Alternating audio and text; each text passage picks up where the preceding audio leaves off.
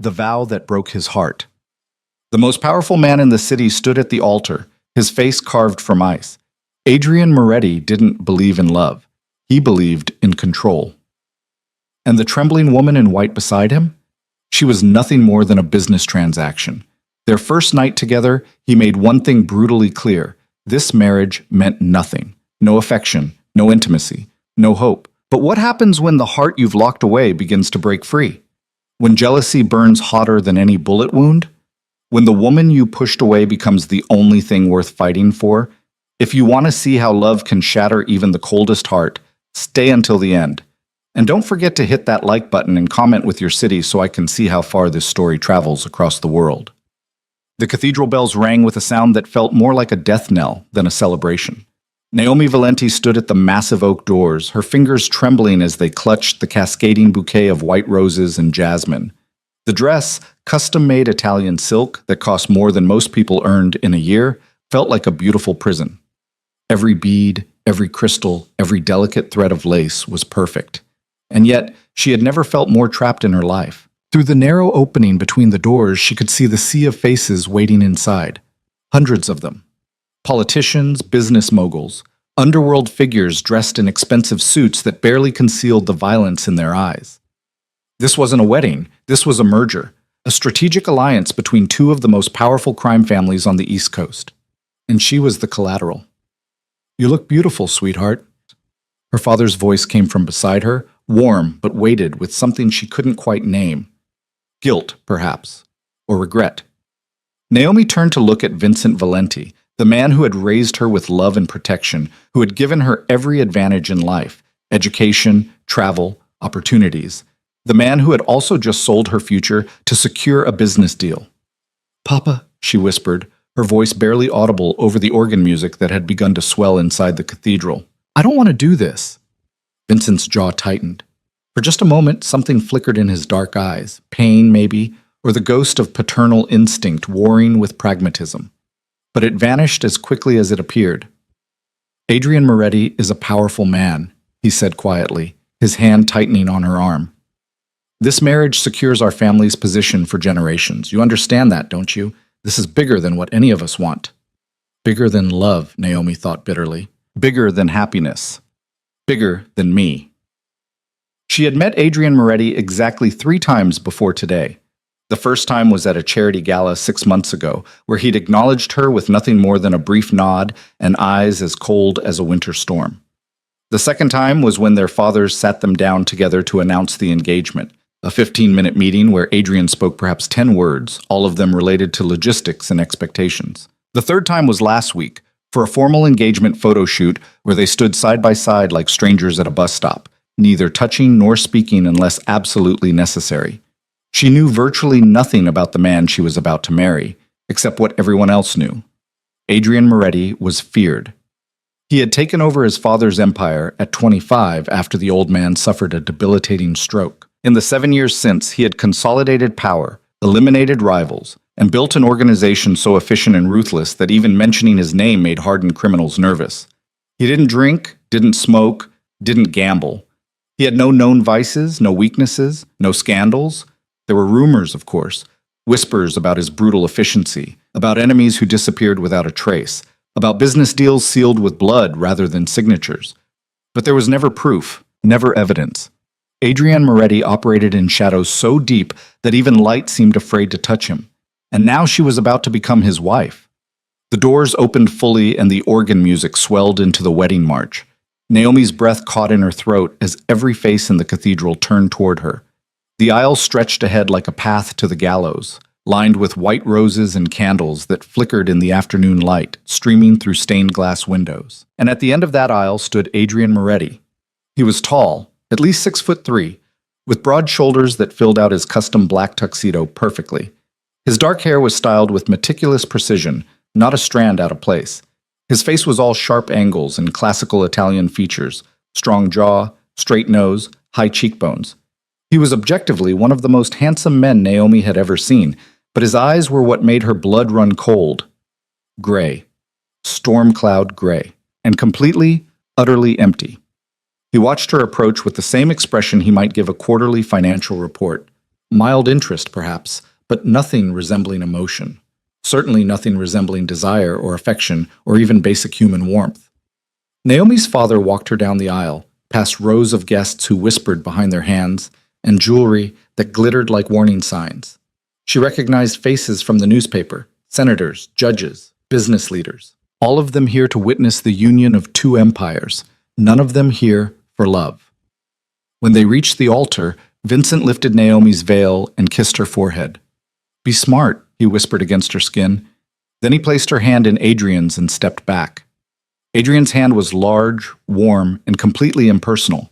He held her fingers with the same casual indifference one might hold a briefcase. When she dared to look up at his face, she found him staring straight ahead at the priest, his expression revealing nothing. The ceremony was traditional, formal, and utterly devoid of joy. The priest droned through the standard vows, for better or worse, richer or poorer, in sickness and in health. Promises that should have meant everything. Promises that, in this cathedral, meant absolutely nothing. "Do you, Adrian Michael Moretti, take this woman to be your lawfully wedded wife?" "I do." His voice was deep, controlled, and carried no more emotion than if he'd been confirming a dinner reservation. "And do you, Naomi Isabella Valenti, take this man to be your lawfully wedded husband?" Naomi opened her mouth, and for one wild moment she considered saying no, considered running, considered anything other than binding herself legally and eternally to the empty-eyed stranger beside her. But she felt the weight of hundreds of gazes on her back, felt the suffocating pressure of family obligation and strategic necessity, felt the absolute impossibility of escape. "I do," she whispered. The priest smiled, oblivious to the tragedy he was witnessing. "Then by the power vested in me, I now pronounce you husband and wife. You may kiss the bride." Adrian turned to face her fully for the first time since she'd reached the altar. His gray eyes met hers, and for just a fraction of a second, she thought she saw something flicker in their depths. But before she could identify it, his hand came up to cup her jaw, businesslike, efficient, and he leaned down to press his lips to hers. The kiss lasted exactly 3 seconds. His lips were warm but completely unmoving. There was no passion, no tenderness, not even the pretense of affection. It was a contractual obligation being fulfilled, nothing more. When he pulled back, Naomi felt something inside her chest crack. Not her heart breaking, not yet, but the first hairline fracture in whatever foolish hope she'd been carrying that maybe, somehow, this could become real. The guests erupted in applause that echoed off the cathedral's vaulted ceiling. Adrian took Naomi's hand and turned to face the crowd, his expression proud and victorious. But his hand on hers felt like a shackle. They walked back down the aisle together as husband and wife, past smiling faces and raised champagne glasses. Outside, a fleet of black luxury cars waited to take them to the reception at the Moretti estate. Photographers jostled for position, their cameras flashing like lightning strikes. Adrian guided Naomi into the back of the lead car, a Rolls-Royce with bulletproof windows and privacy glass. The door closed with a heavy thunk, sealing them in silence. For several long moments, neither of them spoke. Naomi sat stiffly in her wedding dress, hyper-aware of every inch of space between them. Adrian pulled out his phone and began typing, his fingers moving with practiced efficiency across the screen. "The reception will last approximately 4 hours," he said without looking up. "We'll stay for the first dance and the toasts. After that, we can leave whenever you'd like. I have a conference call scheduled for 8. Naomi stared at him, incredulous. "You have a conference call scheduled on our wedding night?" "It's with our Tokyo office. The timing is unavoidable." "Right," she said flatly. "Of course." Adrian finally looked up from his phone, his gray eyes assessing her with clinical detachment. "I assume you understand the parameters of this arrangement." "Arrangement?" Naomi repeated, the word tasting bitter on her tongue. "Is that what we're calling a marriage?" "Let's be clear about what this is," Adrian said, his tone matter-of-fact. "This union serves a specific purpose. It consolidates our family's business interests and provides strategic advantages for both organizations. Beyond that, I have no expectations of you, and you should have none of me." Naomi felt anger beginning to burn through the numbness that had carried her through the ceremony. "You could have at least pretended to be happy, for appearances." "I don't pretend," Adrian said simply. "It's a waste of energy. Our guests got exactly what they came for, a spectacle and a power shift. Nothing more was required." "What about me?" The question came out sharper than she'd intended. What did I get? Adrian's expression didn't change. Security, protection, a position of significant social influence. The Moretti name carries considerable weight. How romantic. Romance, Adrian said, turning back to his phone, is a neurological illusion designed by evolution to facilitate reproduction. It has no place in a strategic partnership. Naomi felt something hot and sharp lodge in her throat. She turned to look out the window, watching the city blur past through tears she absolutely refused to let fall. Not here. Not in front of him. The Moretti estate was a sprawling compound in the countryside, surrounded by high walls and security that would make a military base jealous. The main house was a modern architectural marvel, all glass and steel in clean lines, perched on a hillside with views that stretched for miles. The reception was held in the estate's grand ballroom, a space that could have held 200 people comfortably, but felt intimate with only half that number. Crystal chandeliers cast warm light over tables draped in white silk and centerpieces of roses and orchids. A live orchestra played soft jazz from a raised platform. It was objectively stunning, the kind of wedding reception people dreamed about, and Naomi had never felt more alone in her life. The first dance was a choreographed performance. Adrian led her onto the floor with the same mechanical precision he seemed to apply to everything. His hand rested on her waist with no more pressure than absolutely necessary. They moved through a basic waltz while hundreds of eyes watched and cameras flashed. "Smile," Adrian murmured, his lips barely moving. "People are watching." Naomi fixed a bright smile on her face, the kind she'd perfected at countless social functions. "Is this acceptable? Or should I look more adoringly at you?" "This is fine," Adrian said. "Believable but not excessive." When the song finally ended, Naomi felt relief flood through her, but it was short-lived. The evening stretched ahead with agonizing slowness. Speeches from family members praising the union, toasts celebrating their future, dances with relatives and business associates who all wanted a piece of the new Mrs. Moretti. Through it all, Adrian remained at her side, playing his role with flawless precision. He touched her when it was expected, smiled at the appropriate moments, made small talk with guests with practiced charm. To everyone watching, they looked like a perfect couple. But Naomi could feel the wall between them, invisible but absolute. Whenever the performance didn't require it, Adrian retreated into that cold distance, his eyes flickering to his watch, his attention clearly elsewhere. At 7:45, he leaned close to her ear. "I need to take that call. You can stay if you'd like or come with me. Either way is acceptable." "I'll come," Naomi said, desperate for any excuse to leave the suffocating crowd. They made their exit with appropriate fanfare. More photos, more congratulations, more lies about happiness and futures. Then Adrian guided her to the car, and they drove in silence back to what was now, apparently, her home. The master suite was on the third floor of the main house, a sprawling space with floor-to-ceiling windows overlooking the grounds. There was a sitting room, a massive bedroom with a California king bed, 2 walk-in closets the size of studio apartments, and a bathroom that looked like it belonged in a luxury spa. "Your things have been moved into the right closet," Adrian said, already pulling off his jacket and loosening his tie. "The bathroom is shared, but I typically use it between 5:30 and 6 in the morning, so we shouldn't have scheduling conflicts. Is there anything you need before I take this call?" Naomi stared at him, this stranger who was now her husband, and felt something inside her finally break. Not dramatically, not with tears or shouting, just a quiet, devastating crack. "No," she said softly. "I don't need anything." "Good." Adrian moved to the bedroom's sitting area, where a laptop was already set up on a desk. He sat down, adjusted the screen, and within seconds was deep in conversation with people on the other side of the world, discussing market trends and expansion strategies in flawless Japanese.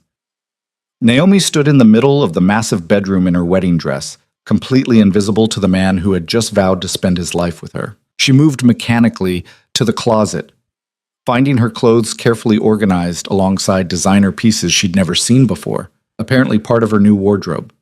She changed out of the wedding dress, hanging it carefully on a special hanger, then pulled on comfortable pajamas. When she emerged, Adrian was still on his call. She could see him through the open doorway, his face illuminated by the laptop screen, completely absorbed in his work. The bed was enormous, but Naomi chose to curl up on the far right side, as close to the edge as possible. She pulled the covers up to her chin and stared out the windows at the darkness beyond. This was her life now, this beautiful, empty prison. She must have fallen asleep eventually because she woke to the sound of Adrian moving around the room. The clock on the nightstand read 1:47 a.m. She kept her eyes closed, her breathing steady, pretending to sleep. She heard him in the bathroom, water running, the electric toothbrush, the medicine cabinet opening and closing. Then his footsteps approached the bed.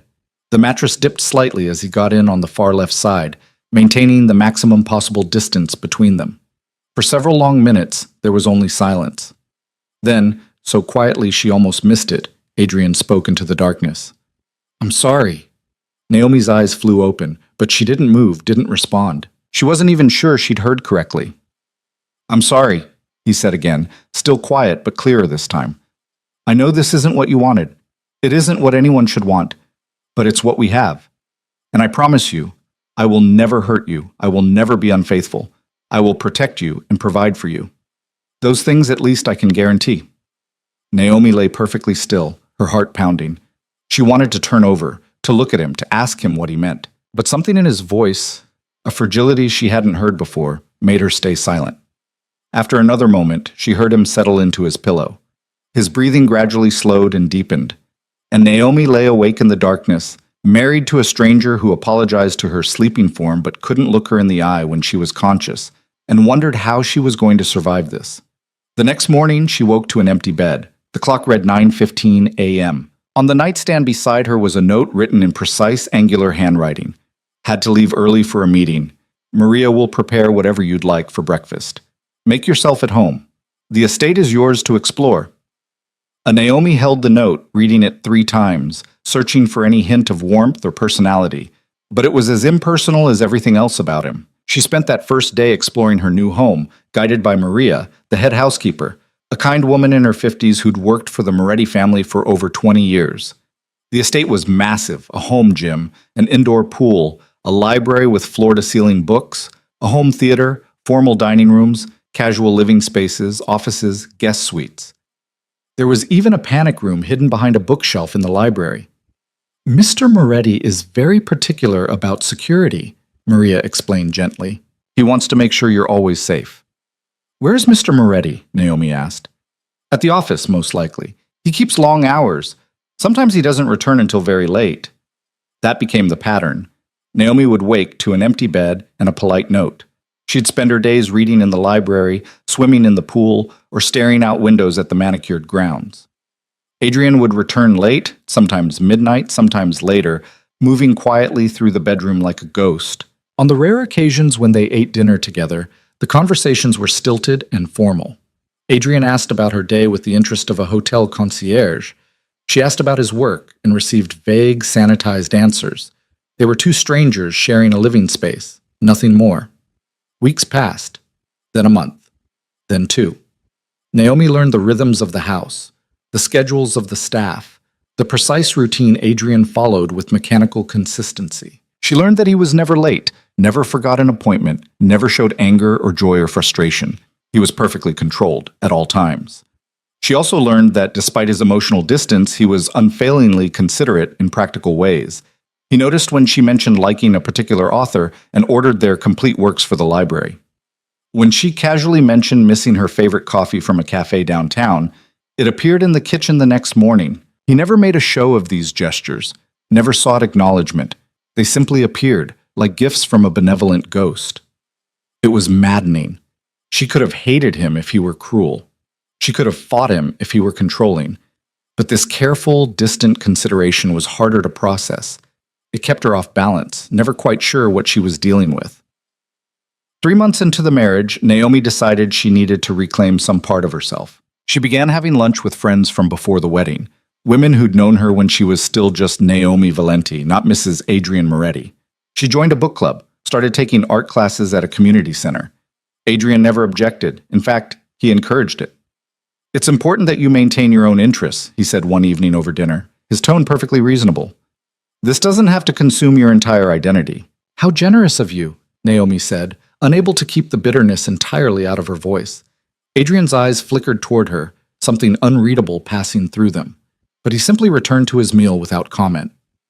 4 months in, Naomi realized she couldn't remember the last time they'd touched beyond the obligatory hand-holding at the occasional business function they attended together. Their life had settled into a strange kind of platonic coexistence, polite, considerate, and completely devoid of intimacy. She tried not to think about it, tried not to acknowledge the loneliness that had become her constant companion. But late at night, lying in that enormous bed with Adrian on the far side, she sometimes felt so utterly alone it hurt to breathe. Then came the night that changed everything. It started with a headache. Naomi woke up around 3 a.m. with pressure building behind her eyes, her skin feeling too hot and too cold at the same time. She got up carefully, not wanting to wake Adrian, and made her way to the bathroom. The room spun. She gripped the counter trying to steady herself, but her legs felt like water. The last thing she remembered was the bathroom floor coming up to meet her and a voice, Adrian's voice, calling her name with an emotion she'd never heard from him before. Fear. When she woke again, there was cool pressure on her forehead and a hand holding hers. She blinked her eyes open slowly, her vision blurry and confused. Adrian was sitting on the edge of the bed, his hair disheveled, his shirt partially unbuttoned, his eyes fixed on her face with an intensity that took her breath away. "Naomi," he said, and his voice cracked slightly on her name. "Can you hear me?" "What happened?" she whispered, her throat dry and painful. "You collapsed. You have a fever, 103 degrees. The doctor is on his way, but I've been trying to bring it down." His hand tightened on hers. "How do you feel?" "Like I was hit by a truck," she admitted. Something that might have been a smile flickered across his face. "That's fairly accurate." The doctor arrived 20 minutes later, a discreet family physician who examined Naomi thoroughly and determined she had a severe case of the flu complicated by dehydration. "Bed rest, fluids, and these medications," the doctor said, handing Adrian several prescriptions. "She should start improving within 48 hours. If the fever doesn't break by tomorrow night, call me immediately." After the doctor left, Adrian disappeared and returned with water, medication, and a tray of soup that Maria must have prepared. "You need to eat something," he said, helping her sit up against the pillows. "I'm not hungry." "I don't care. You need nutrients." There was something different in his voice, still controlled, but with an edge that suggested he wasn't open to negotiation. Naomi found herself eating the soup, mostly because she was too weak to argue. Adrian stayed. That was what surprised her most. He didn't retreat to his office or bury himself in work. He stayed in the bedroom, working from his laptop but never more than a few feet away, checking her temperature every hour, making sure she took her medicine on time, bringing her water and juice and more soup. "You don't have to do this," Naomi said at one point, her voice still hoarse. "I'm sure you have important things." "Nothing is more important than this," Adrian said, cutting her off with a firmness that left no room for argument. That night, when Naomi's fever spiked again and she started shivering uncontrollably, Adrian didn't hesitate. He climbed into the bed beside her, breaking the invisible barrier they'd maintained for 4 months, and pulled her against his chest, wrapping his arms around her. "What are you doing?" she asked through chattering teeth. "You're freezing. Body heat will help." His body was warm and solid against hers, his heartbeat steady beneath her ear. Naomi was too sick and too exhausted to overthink it. She simply let herself relax into the warmth, her shivering gradually subsiding. For the first time since their wedding night, she fell asleep in her husband's arms. When she woke the next morning, the fever had broken. She felt weak and wrung out, but human again. And Adrian was still there, his arms still around her, his breath stirring her hair. She shifted slightly, and his eyes opened immediately, alert, concerned. "How do you feel?" he asked. "Better," she whispered. Relief flooded his features, genuine, unguarded relief. For just a moment, she saw past the walls to the man underneath, and what she saw there made her heart skip. But then he seemed to realize how closely they were pressed together, how intimate the moment had become. The walls slammed back into place. He pulled away, putting distance between them once more. "Good," he said, his voice returning to that careful neutrality. "I'll have Maria bring you breakfast."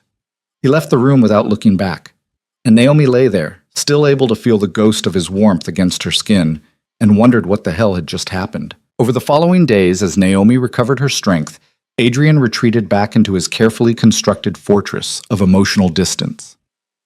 The man who had held her through fever dreams and checked her temperature with gentle hands vanished like morning mist, replaced once again by the polite stranger she'd married. But something had shifted. Naomi couldn't unsee what she'd glimpsed during those vulnerable hours. The concern in his eyes, the tenderness in his touch, the relief that had flooded his features when her fever broke. He could pretend it hadn't happened, could rebuild his walls brick by brick, but she knew now that there was something beneath that icy exterior, something he was desperately trying to hide. The question was why. 2 weeks after her illness, Naomi was back to full health and increasingly restless. The mansion, for all its luxury, felt like a beautiful cage. She'd spent months adapting to this strange half-life, but the brief glimpse of Adrian's humanity had awakened something in her, a refusal to simply accept this empty existence. She started pushing boundaries. Small things at first. Instead of eating breakfast alone, she began timing her mornings to coincide with Adrian's rigid schedule. The first time she walked into the dining room at 6:15 a.m., already dressed and alert, he looked up from his newspaper with genuine surprise. "You're awake early," he observed, his tone neutral. "I thought we could eat together," Naomi said, pouring herself coffee from the silver service. "We are married, after all." Something flickered in his eyes. Wariness, maybe, or calculation. But he simply folded his newspaper and gestured to the chair across from him. "Of course." They ate in silence for several minutes. The only sounds, the clink of silverware and the rustle of Adrian's paper. Naomi studied him over the rim of her coffee cup. The precise way he cut his food, the methodical pattern he followed, the way he seemed to exist inside an invisible bubble that nothing could penetrate. "I've been thinking about getting more involved in the family business," she said suddenly. Adrian's knife paused halfway through a piece of toast. He looked up at her, his gray eyes sharp and assessing. "Why?" "Because I'm intelligent, educated, and capable. And because sitting in this house day after day is slowly driving me insane." "You have friends, activities. You're free to pursue whatever interests you'd like." "I want to contribute," Naomi pressed. "I have a degree in international business, and I speak 4 languages. Surely there's some area where I could be useful." Adrian was quiet for a long moment, his expression unreadable. Then, to her surprise, he nodded slowly. "The Charitable Foundation. We maintain several nonprofit organizations, community development, education grants, small business loans. They could use someone with your language skills to coordinate international partnerships. Would that interest you?" Naomi felt a small surge of triumph. "Yes, that would interest me very much. I'll have my assistant set up a meeting with the foundation director." Adrian returned to his breakfast, apparently considering the matter closed. But Naomi wasn't finished.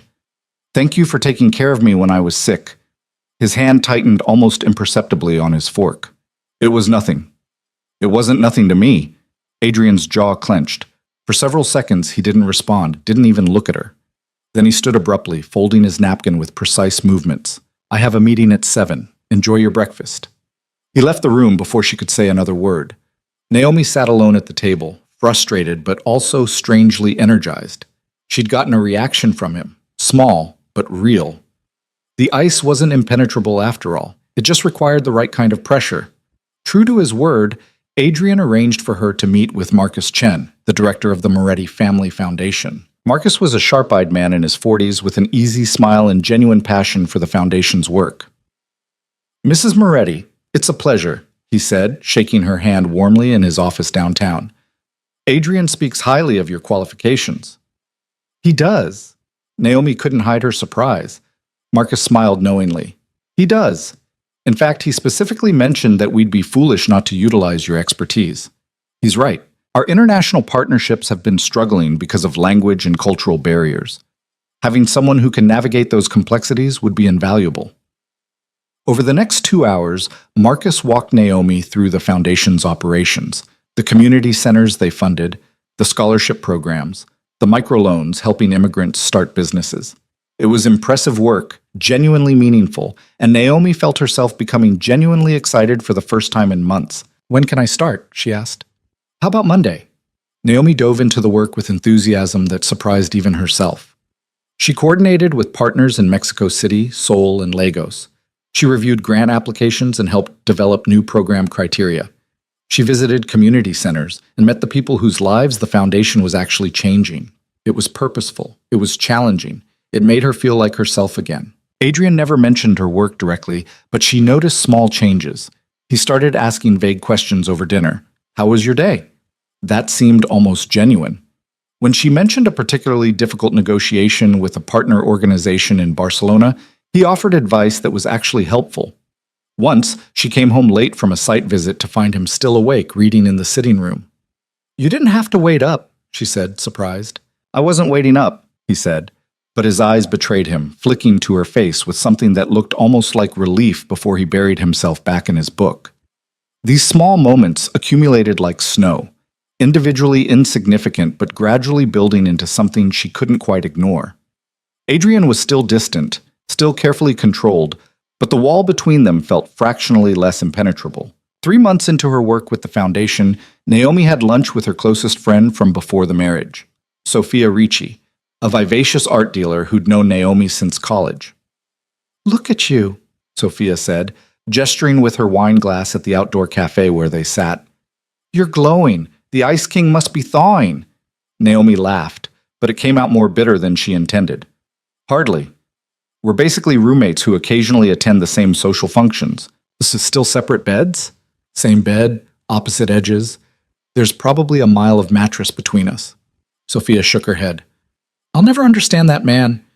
You're gorgeous, intelligent, and apparently willing to give him a chance despite the whole arranged marriage thing. What more does he want?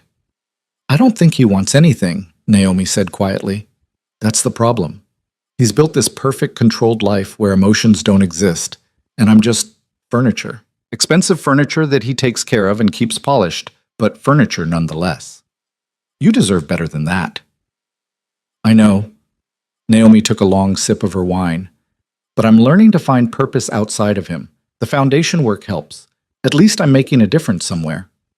Speaking of which, Sophia said, her eyes lighting up with mischief. Remember Daniel Carver from grad school?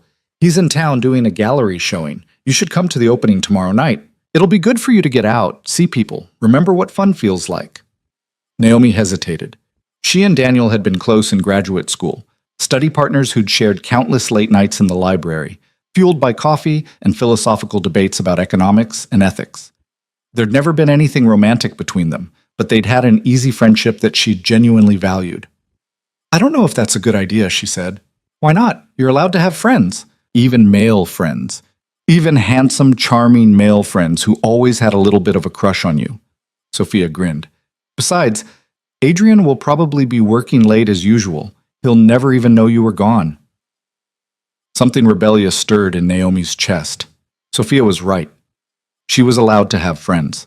She was allowed to have a life outside of her empty marriage. Adrian certainly didn't consult her about his schedule or his activities. Okay, she said. I'll come. The gallery opening was exactly what Naomi needed. Bright, loud, full of creative energy and interesting people. Daniel greeted her with a warm hug and a genuine smile that made her remember what it felt like to be seen, to be valued for more than strategic utility. Naomi Valenti, he said, then corrected himself with a slight grimace. Sorry, Moretti now. I keep forgetting. Don't worry about it, Naomi said. I keep forgetting too. They spent the evening wandering through the gallery, discussing Daniel's paintings, bold, abstract pieces that explored themes of identity and transformation. He'd always been talented, but his work had matured beautifully. Naomi found herself genuinely engaged, asking questions, offering opinions, debating interpretation. It's so good to see you, Daniel said as they stood in front of a particularly striking piece, deep blues bleeding into gold. I was worried when I heard about your marriage. The rumors about Moretti aren't exactly warm. The rumors are accurate, Naomi admitted, but I'm making it work. Finding my own path. That's all anyone can do. Daniel's hand brushed against hers, casual and friendly. We should do this more often. Grab coffee, catch up properly. I've missed having someone who actually understands the difference between Keynesian and Austrian economics. Naomi laughed, a real genuine laugh that felt like medicine. I've missed that too. What she didn't see was the black Mercedes that had been idling across the street for the past 20 minutes. Or the man inside it, gripping the steering wheel with white knuckles, watching through the gallery's floor-to-ceiling windows as his wife smiled at another man with a warmth she'd never shown him. Adrian had left work early, a rarity, intending to surprise Naomi by actually being home for dinner. When he'd called the house and Maria informed him that Mrs. Moretti had gone to an art gallery opening, he'd told himself it was fine. She was entitled to her own social life. But then he'd found himself driving downtown anyway. Just to make sure she was safe, he told himself. Just to ensure the security team he'd assigned to discreetly follow her was doing their job. He'd parked across from the gallery with the intention of waiting just a few minutes, just long enough to confirm she was fine. That was an hour ago. Now he sat in the darkness of his car, watching Naomi laugh and smile with a tall, handsome man who touched her arm with easy familiarity. Watching her engage in animated conversation, her whole face lit up with an energy he'd never seen directed at him. Something dark and violent twisted in Adrian's chest, a feeling so foreign and overwhelming that for a moment he couldn't even name it. Then recognition hit like a physical blow. Jealousy. Raw, irrational, consuming jealousy. He'd spent 7 years building a life free from emotional entanglement. He'd constructed walls specifically designed to keep this kind of feeling out. He'd married Naomi as a strategic necessity and maintained careful distance to ensure neither of them would develop inconvenient attachments. And yet, here he sat, his hands shaking with the urge to walk into that gallery and physically remove her from the other man's presence, to stake some kind of claim he had absolutely no right to make. The rational part of his brain, the part that had governed every decision for the past decade, told him to drive away, to go home, to maintain the boundaries he'd established, to remember that this was exactly what he'd wanted.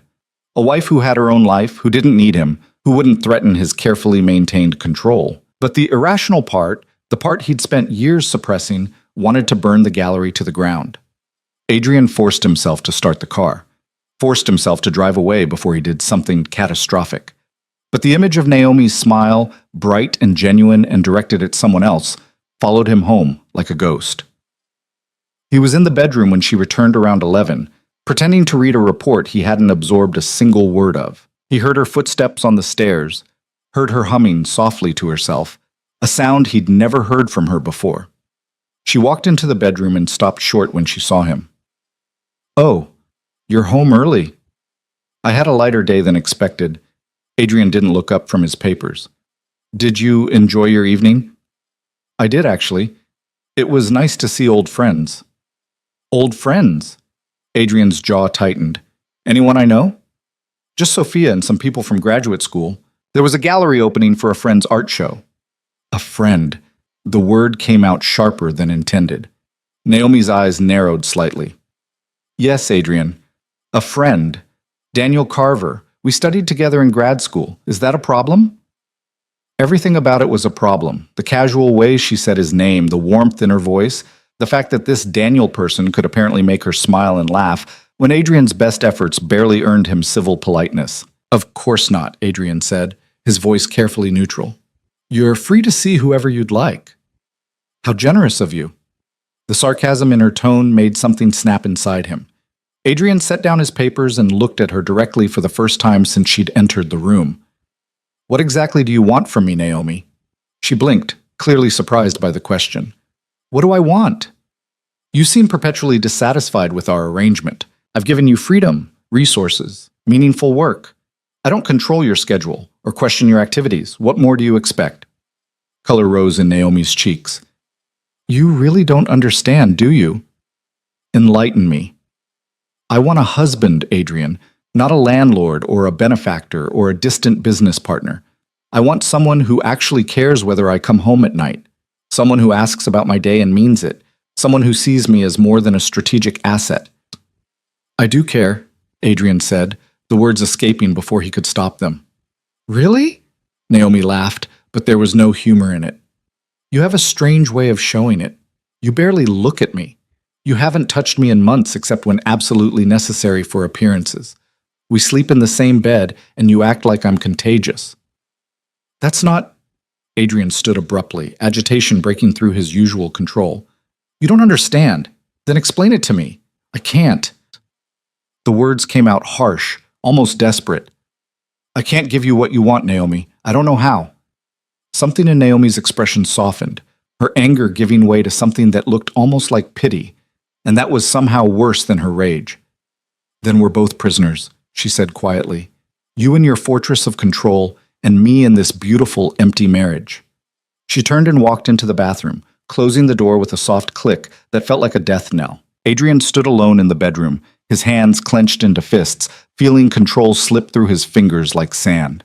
The jealousy that had consumed him at the gallery still burned in his chest, but now it was joined by something else, something that felt uncomfortably like grief. He'd thought he could have this. A marriage on paper. A companion who asked nothing of him emotionally. A life that remained perfectly ordered and controlled. But watching Naomi laugh with another man had shattered that illusion completely. He wanted her. Not in the abstract, strategic way he'd conceptualized their arrangement. He wanted her attention, her smiles, her warmth. He wanted to be the one who made her light up like she had at that gallery. And the realization terrified him more than any business rival or criminal threat ever had. Because wanting her meant vulnerability. It meant giving her the power to hurt him. It meant opening doors he'd sealed shut for very good reasons. Adrian sank onto the edge of the bed, his head in his hands. For the first time in 7 years, he had absolutely no idea what to do. The following weeks were tense. Naomi continued her work with the foundation and her social activities, but there was a new guardedness between them. Conversations became even more stilted. The vast bed felt like an ocean, and Adrian found himself doing something completely irrational. He started paying attention. He noticed the way Naomi's eyes lit up when she talked about a successful grant approval. He noticed that she took her coffee with 2 sugars in the morning but preferred it black in the afternoon.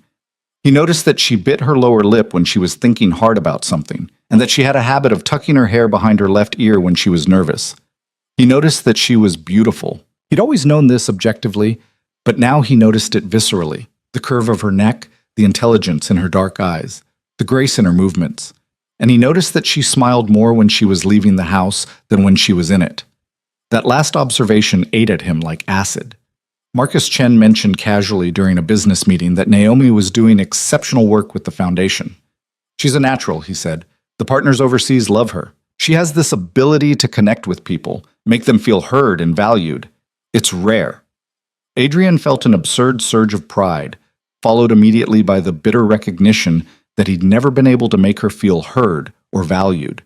He'd treated her like a piece on a chessboard, strategically important, but ultimately just an object to be positioned. 2 months after the gallery incident, Naomi mentioned over breakfast that she was having lunch with Daniel again. He's considering a commission for the foundation, she said, her tone carefully neutral. A mural for one of our community centers. I'm meeting him to discuss the concept. I see, Adrian said, his coffee suddenly tasting like ash. I'll be back by 3. I have a conference call with our partners in Tokyo. Fine. Naomi gathered her things and headed toward the door, then paused and turned back. Adrian, is something wrong? Everything was wrong. His chest felt tight, his thoughts were chaotic, and he was gripping his coffee cup so hard he was surprised it hadn't shattered. Nothing's wrong, he lied. Naomi studied him for a long moment, her expression unreadable. Then she shook her head slightly and left. Adrian sat alone at the breakfast table, warring with himself. The rational part of his brain, the part that had governed every decision for years, told him to let it go, to maintain his distance, to stick to the arrangement they'd established. But the irrational part, the part that had been growing stronger and more insistent over the past months, wanted to follow her, wanted to interrupt that lunch, wanted to make it absolutely clear that she was his wife, regardless of how dysfunctional their marriage might be. He made it until noon before he broke. The restaurant was an upscale Italian place in the Arts District, all exposed brick and soft lighting and intimate tables. Adrian walked in and spotted them immediately. Naomi and Daniel sat at a corner table, a portfolio spread between them, their heads close together as they examined something. Daniel said something that made Naomi laugh, that same genuine, unguarded laugh Adrian had heard at the gallery. Her hand rested on the table near Daniel's, close but not quite touching. Something inside Adrian's chest cracked. He crossed the restaurant in long strides, his usual control fraying with each step. Neither of them noticed him until he was standing directly beside their table. Adrian! Naomi looked up, her eyes wide with surprise. What are you— We need to leave, Adrian said, his voice tight and controlled despite the chaos raging inside him. I'm in the middle of a meeting. It can wait. Daniel stood, his expression politely confused. Is everything all right? I'm Daniel Carver. I don't think we've been introduced. Adrian barely glanced at him, his eyes fixed on Naomi. Now, Naomi. Color flooded Naomi's cheeks. Anger or embarrassment, Adrian couldn't tell. But she stood, gathering her things with sharp, precise movements. I apologize, Daniel. We'll have to reschedule. Of course. Is everything okay? Everything's fine, Naomi said through gritted teeth. I'll call you tomorrow. She walked toward the exit without waiting for Adrian, her spine rigid with fury. He followed her out onto the sidewalk where she whirled to face him. What the hell was that? She demanded, her voice shaking. Get in the car. Adrian's driver had pulled up to the curb. No, not until you explain what just happened in there. You had no right to. I had every right, Adrian snapped, his control finally shattering. You're my wife. On paper. A wife you've barely spoken to in 6 months. A wife you treat like an inconvenient obligation. A wife you've never once showed an ounce of actual feeling for. You think I don't have feelings? Adrian's voice rose, attracting stares from passing pedestrians. You think I don't? He stopped abruptly, realizing they were making a scene on a public street. Get in the car, he said again, his voice dropping to something dangerous and barely controlled. Please. Something in his tone must have convinced her. Naomi got into the car, and Adrian followed, pulling the door shut behind them. The privacy screen was already up, sealing them in silence as the car pulled into traffic. For several long minutes, neither of them spoke. Naomi stared out the window, her jaw tight. Adrian stared at his hands, trying to organize the chaos in his head into something coherent. I can't do this anymore, he said finally. Naomi turned to look at him, her eyes wary. Can't do what? Pretend I don't care. The words came out raw, stripped of the careful control he usually maintained. Pretend it doesn't matter when you smile at him the way you never smile at me. Pretend I can watch you laugh with another man and feel nothing. Adrian, I know I have no right. He forced himself to meet her eyes. I set the terms of this marriage. I established the boundaries. I made it very clear that emotion had no place in our arrangement. But watching you with him today, I realized I can't maintain those boundaries anymore. I don't want to. Naomi's expression was guarded, protective. What exactly are you saying? I'm saying I'm jealous. The admission felt like ripping open his chest. Irrationally, consumingly jealous. I'm saying that the thought of you with him makes me want to burn down that restaurant. I'm saying that somewhere in the past 6 months, this stopped being a strategic arrangement and became something else entirely. Something else like what? Adrian reached for her hand, half expecting her to pull away. But she let him take it, her fingers trembling slightly in his grasp. I don't know, he admitted. I don't have words for it. I've spent my entire adult life avoiding this exact situation, but you... He shook his head. You've gotten past every defense I built, and I don't know what to do with that. Tears glistened in Naomi's eyes. You can't do this to me, Adrian. You can't shut me out for months and then suddenly decide you have feelings because you saw me with someone else. That's not fair. I know it's not fair. Nothing about this is fair, but it's the truth. Is it? Naomi pulled her hand back. Or are you just reacting to perceived competition? How do I know that the moment Daniel is out of the picture, you won't go right back to treating me like expensive furniture? The accusation stung because it was valid. Adrian had given her every reason not to trust this sudden shift. I don't know how to prove it to you, he said quietly. I don't know how to show you what I'm feeling because I've spent years making sure I didn't feel anything at all. But I'm asking you for a chance, a real chance. Not the hollow arrangement we've been living with, but something genuine. Naomi was quiet for a long moment, studying his face with an intensity that made him feel exposed and vulnerable in a way he'd never experienced. I need time, she said finally. I need to think about this, about what I want and whether I can trust that you're really willing to change. How much time? I don't know. More than 5 minutes in the back of a car after you just humiliated me in front of a colleague. Adrian winced. You're right, I'm sorry. I wasn't thinking clearly. That much was obvious. The car pulled up to the estate. Naomi got out without waiting for the driver and walked toward the house, her shoulders tense. Adrian followed more slowly, feeling like he just detonated a bomb in the carefully controlled life he'd built. But as he watched her disappear through the front door, one thing was absolutely certain in his mind. He couldn't go back to the way things were. The walls he'd built to protect himself had become a prison, and Naomi had somehow become the key. Whether she chose to use it or not was up to her. The silence between them over the next week was different from the distance they'd maintained before. It was heavier, charged with unspoken words and unresolved tension that crackled in the air whenever they occupied the same space. Adrian found himself acutely aware of every moment. The rustle of Naomi's clothes as she moved through the bedroom, the soft click of her laptop closing when she finished work, the subtle scent of her perfume that lingered after she'd left a room. He was unraveling, and he knew it. For 7 years, he'd maintained perfect control over every aspect of his life. He'd built an empire on the foundation of emotional discipline and strategic thinking.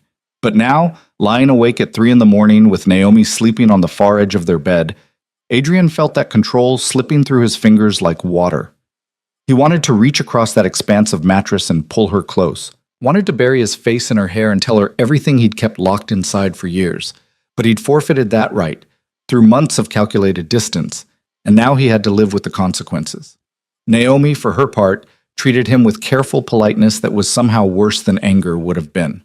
She asked about his day over breakfast, thanked him when he refilled her coffee, smiled at him with the same courteous warmth she might show a helpful stranger. It was civilized and cordial and absolutely devastating. 5 days after the restaurant confrontation, Adrian came home to find Naomi on the phone in the sitting room, her laptop open in front of her. She was speaking rapid Spanish, her whole face animated as she negotiated with what sounded like a partner organization in Colombia. Adrian stood in the doorway, transfixed. This was the woman he'd glimpsed at the gallery, engaged, passionate, fully alive, and he'd been too blind to see it happening under his own roof. When she ended the call, she looked up and found him watching her. Something flickered across her face, awareness maybe, or wariness. "How long have you been standing there?" she asked. "Not long. Your Spanish is impressive." "Thank you." She closed her laptop with careful precision. "The Colombia partnership is moving forward. We'll be funding 3 new community centers in Medellin." "That's excellent work." Marcus deserves most of the credit. "I'm just helping with communication." "He told me you're the reason the deal is happening at all. That you found a way to address their concerns about governance and oversight." Adrian moved further into the room, keeping a careful distance. "You should be proud." Naomi studied him with those dark, intelligent eyes. "Are you actually interested, or are you making conversation because you think you should?" The question was fair, but it still stung. "I'm genuinely interested. I've been following your progress with the foundation." "You have?" "I receive updates from Marcus." "You've exceeded every expectation." Adrian hesitated, then made himself continue. "You're exceptionally good at what you do, Naomi. You have a gift for making people feel heard and valued. It's something I've never been able to master." Something softened in Naomi's expression, but she didn't let her guard down completely. "Thank you. That means something, coming from you." "Does it?" "Yes. Despite everything, I know you don't give false praise. If you say something, you mean it." Adrian felt a spark of hope at those words. It wasn't forgiveness, but it was acknowledgement. It was something. "I'm trying," he said quietly. "I know that doesn't make up for the past 6 months, but I want you to know that I'm trying." Naomi nodded slowly. "I can see that. I'm just not sure yet if trying is enough." The honesty of her response was like a knife between the ribs, but Adrian couldn't fault her for it. He'd given her nothing but distance and strategic calculation for the entire duration of their marriage. She had every right to doubt his sudden shift. "What can I do?" he asked. "To prove this isn't just a reaction to jealousy? That I'm serious about changing?" "I don't know, Adrian. That's something you need to figure out yourself." Naomi stood, gathering her laptop. "I have a video call with Sol in 20 minutes. I should prepare." She moved past him toward the office, and Adrian caught the faintest scent of her perfume. Something subtle and elegant that made his chest tighten. He watched her go, feeling helpless in a way that was completely foreign to him. In business, he always knew the next move. There was always a strategy, always an angle, always a way to gain advantage. But with Naomi, all his usual tactics were worse than useless. This required something he deliberately excised from his repertoire years ago. Vulnerability, authenticity, the willingness to be seen completely, flaws and all. The thought terrified him more than any boardroom confrontation or criminal threat ever had. That night, Adrian did something he hadn't done in 7 years. He called his father. Lorenzo Moretti had never fully recovered from the stroke that had forced his retirement, but his mind was still sharp even if his body had failed him. He lived in a private care facility upstate, receiving the best medical attention money could buy. Adrian, Lorenzo's voice came through the phone, rough but warm. This is unexpected. Is something wrong with the business? The business is fine, Papa. I'm calling about something else. Your wife. Adrian shouldn't have been surprised. Lorenzo had always been perceptive. Yes. How did you know? Because in 32 years, you've never called me about anything except business. If you're reaching out for personal advice, it must be serious. Lorenzo paused. Tell me what's happening. And Adrian found himself doing something else he rarely did. He told the truth. The whole truth. About the arranged marriage, the emotional distance he'd maintained, the walls he'd built to protect himself. About Naomi's intelligence and strength, and the way she'd carved out her own purpose despite his neglect. About the jealousy that had consumed him when he saw her with Daniel. About his desperate desire to change but complete inability to know how. Lorenzo listened in silence until Adrian finished, then let out a long breath. You sound exactly like I did 30 years ago. What do you mean? Your mother and I, our marriage also started as an arrangement between families. I was determined to keep it strictly business. I'd watched my own father destroy himself over love, and I swore I'd never be that weak. Adrian's hand tightened on the phone. I didn't know that. Why would you? By the time you were old enough to understand, your mother and I had long since figured out what we meant to each other. But those first years, Lorenzo's voice grew distant with memory. I treated her terribly, kept her at arm's length, convinced myself I was being strong when really I was just being a coward. What changed? She almost left me. The words were stark and painful. Packed her bags, called her father, made arrangements to dissolve the marriage. And when I asked her why, she said something I've never forgotten. She said, I married a man, Lorenzo, not a business contract, and I won't spend my life trying to earn basic human warmth from someone who's too afraid to give it. Adrian felt like he'd been punched in the chest. Those words could have come from Naomi's mouth verbatim. What did you do? He asked. I broke down, Lorenzo said simply. Right there in our bedroom, I fell apart completely, told her everything I'd been holding back, about my father's grief, about my fear of loss, about how terrified I was that loving her would destroy me the way love had destroyed him. And you know what she did? What? She unpacked her bags, sat beside me, and she said, then let's be terrified together, but let's be honest while we're doing it. Lorenzo's voice grew thick with emotion. Your mother saved my life, Adrian. Not by fixing me or changing me, but by being brave enough to demand that I be real with her, by refusing to accept less than genuine connection. I don't know if I can do that, Papa. I don't know if I know how. You do. You're doing it right now, talking to me. That's the hardest part, admitting you're lost. Lorenzo paused. But Adrian, you need to understand something. Naomi owes you nothing. You've treated her as a strategic asset for months. If she chooses to walk away, she has every right to do so. The only question is whether you're willing to fight for her before it comes to that. How do I fight for someone when the biggest obstacle is myself? You start by telling her the truth, all of it, the parts that make you look weak and scared and human. That's the only foundation real love can build on. After the call ended, Adrian sat in the darkness of his study, his father's words echoing in his mind.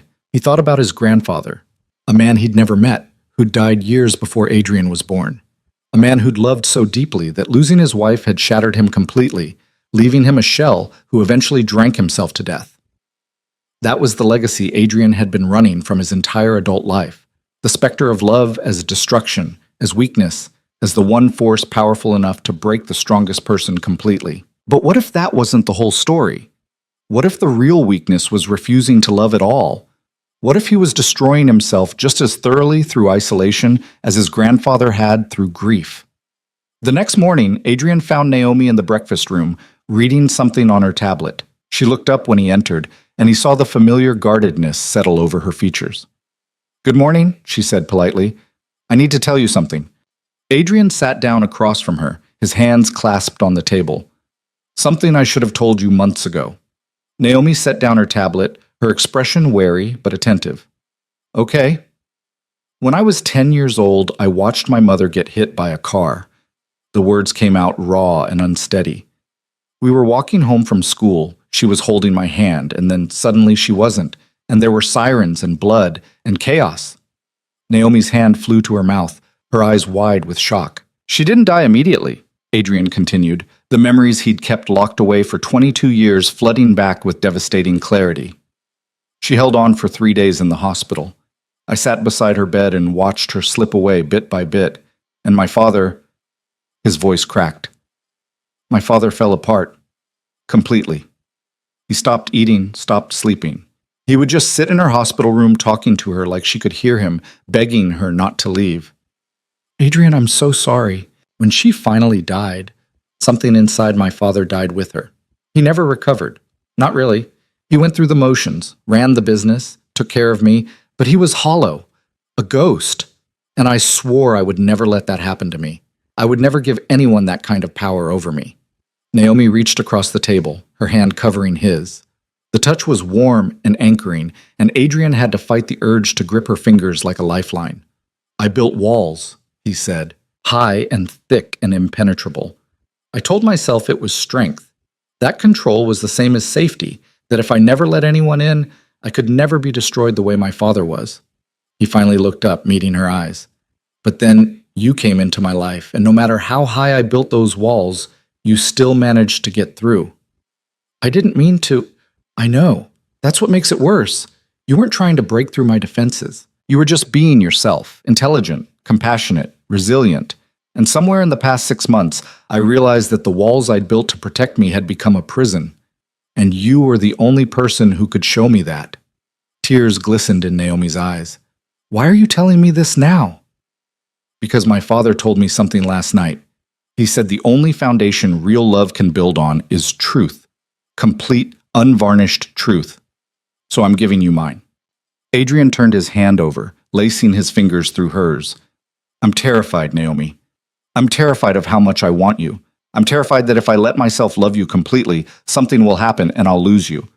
I'm terrified that I've already destroyed any chance we had by being too much of a coward to admit any of this 6 months ago. You're not a coward, Naomi whispered. I am. I've spent years hiding behind control and strategy because it felt safer than being honest, but I can't do it anymore. Not with you. He squeezed her hand gently. I'm asking for another chance. A real one. Not the hollow arrangement we started with, but something genuine. I want to know you, really know you. Your dreams, your fears, what makes you laugh, what keeps you up at night. I want to be the person you turn to when you're happy or sad or angry or scared. I want to earn the right to be your husband, not just in name, but in every way that actually matters. Naomi was crying openly now, tears streaming down her face. Do you have any idea how long I've waited to hear you say something like that? Too long. I know. And I'm sorry. I'm sorry for wasting 6 months we could have spent building something real. I'm sorry for making you feel invisible and unvalued. I'm sorry for treating you like a strategic asset instead of the remarkable woman you are. Adrian, I can't promise I'll be good at this, he said quickly, needing to get it all out. I don't know how to do relationships. I don't know how to be vulnerable or emotionally available. I'm going to make mistakes.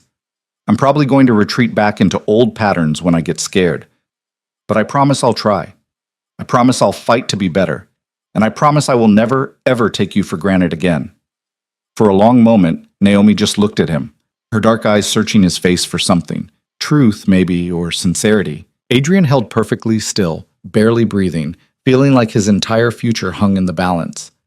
Then Naomi stood up, walked around the table, and cupped his face in her hands. You're an idiot, she said, but there was no heat in it, only a kind of exasperated affection. You could have told me this months ago. We could have been working through this together instead of suffering separately. I know, I'm sorry. Stop apologizing and kiss me. Adrian's brain short-circuited. What? You heard me. You've spent 6 months keeping me at arm's length. If you're serious about changing, prove it. Kiss me like you mean it.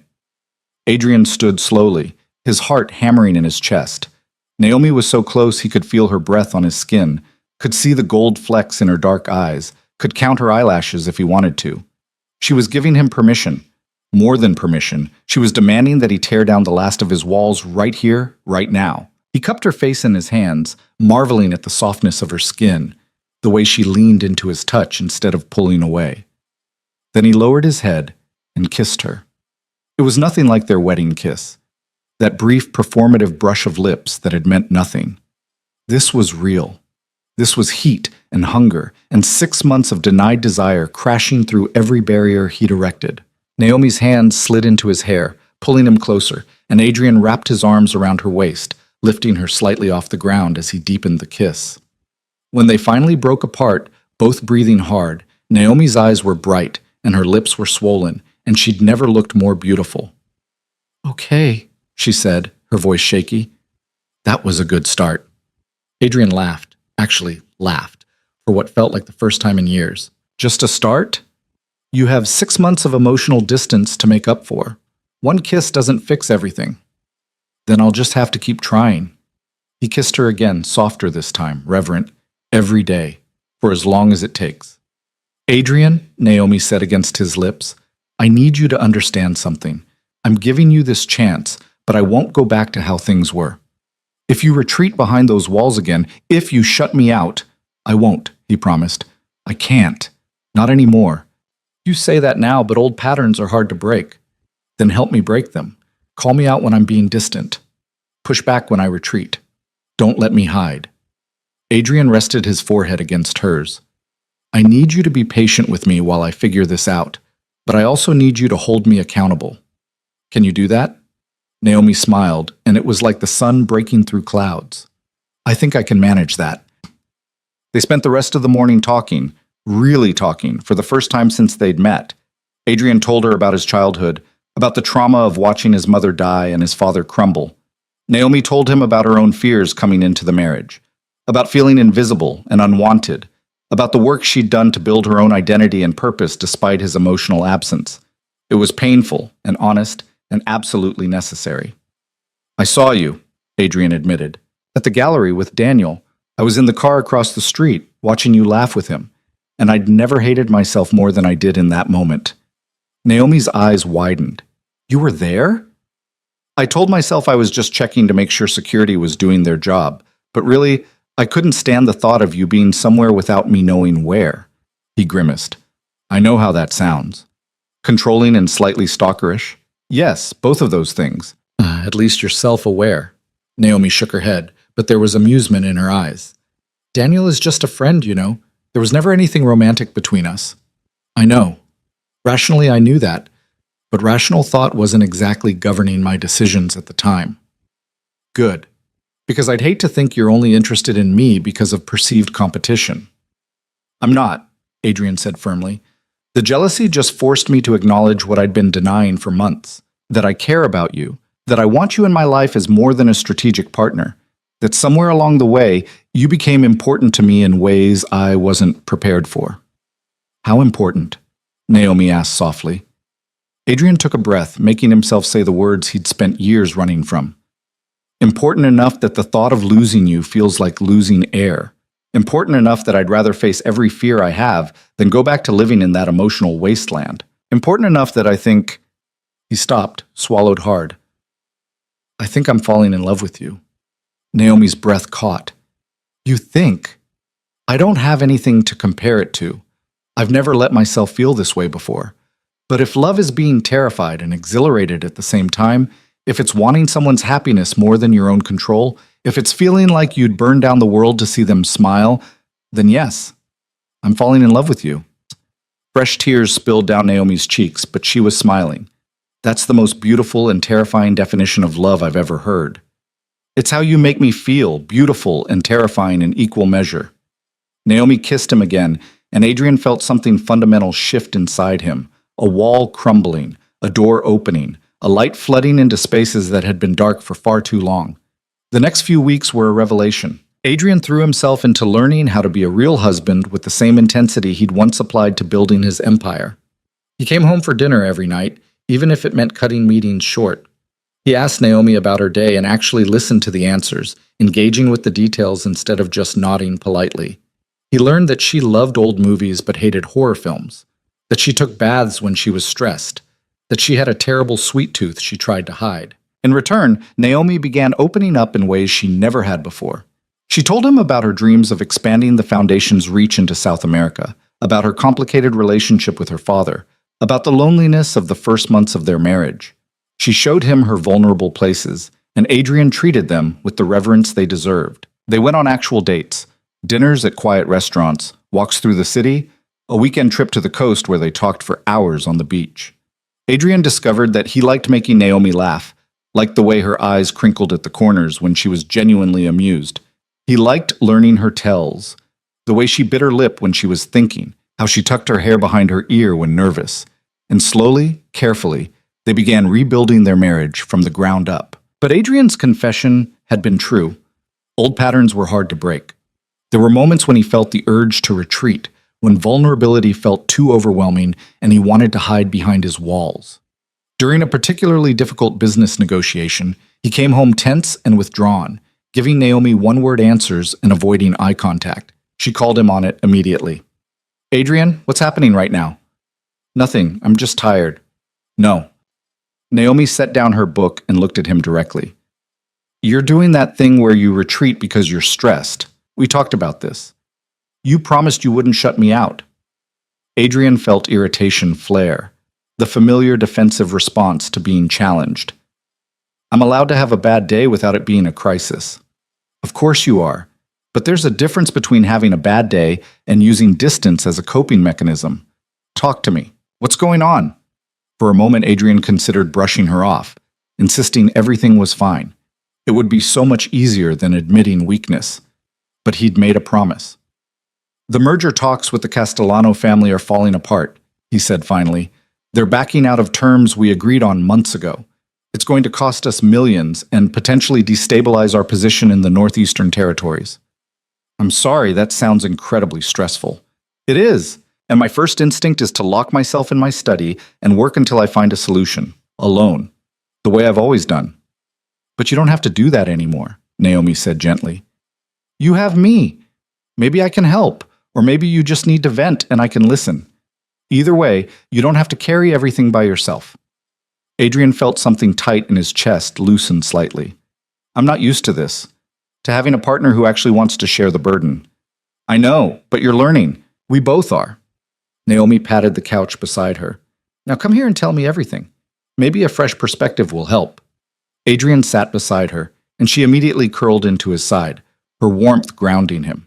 And for the next hour, he talked through the complex web of negotiations and power dynamics, while Naomi listened and asked insightful questions and offered suggestions that revealed just how sharp her strategic mind actually was. By the time they went to bed, Adrian had a new approach to the merger, one he never would have considered without Naomi's input.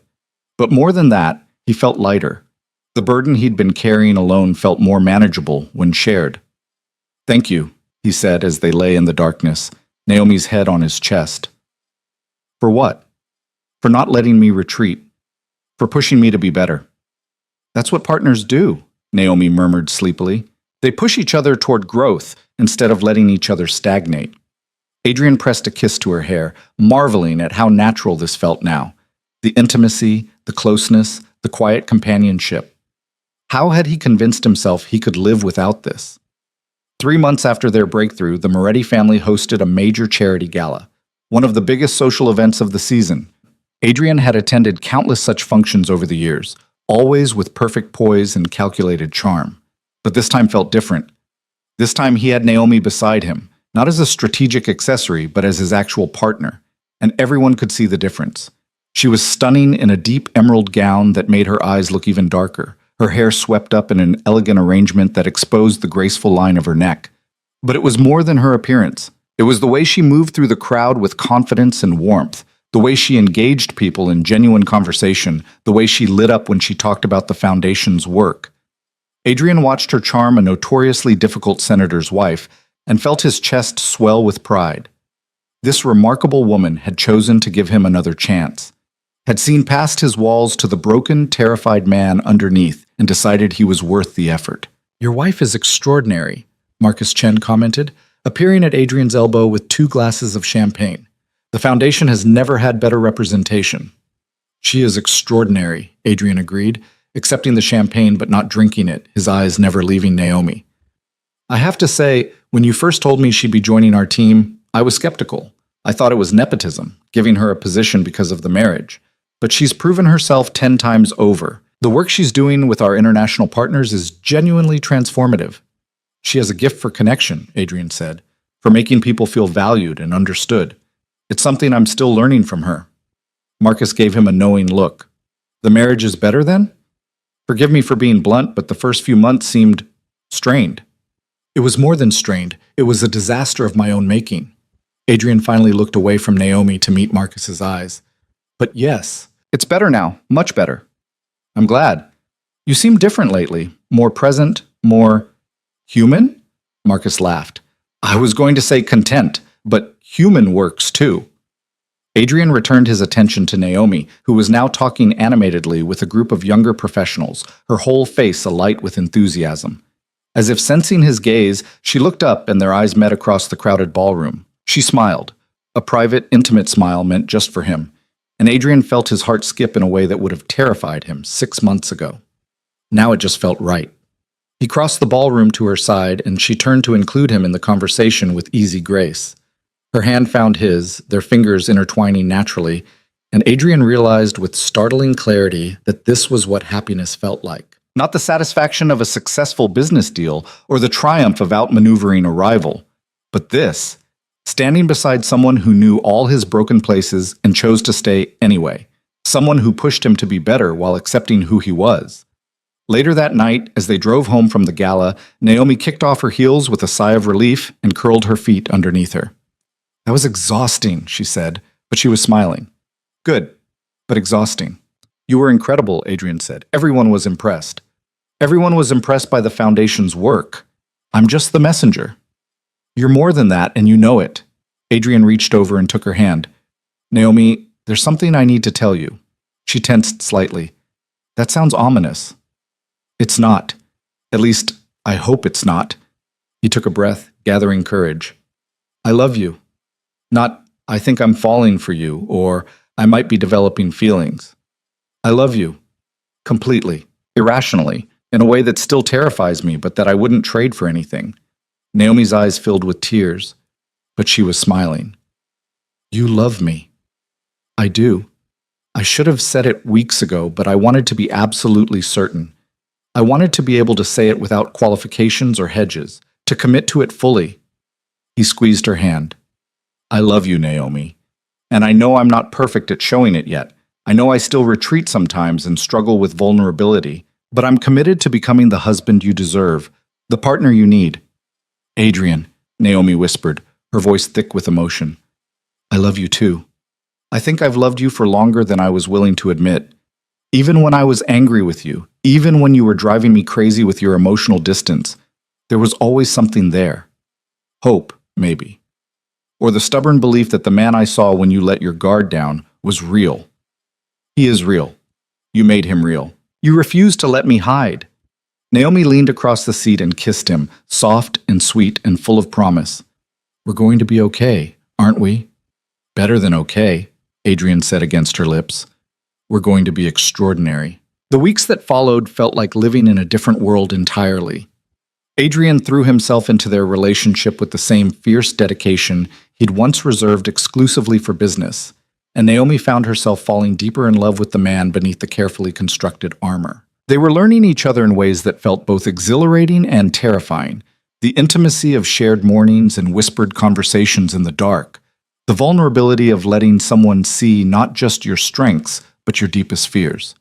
But happiness, Adrian was learning, came with its own kind of terror.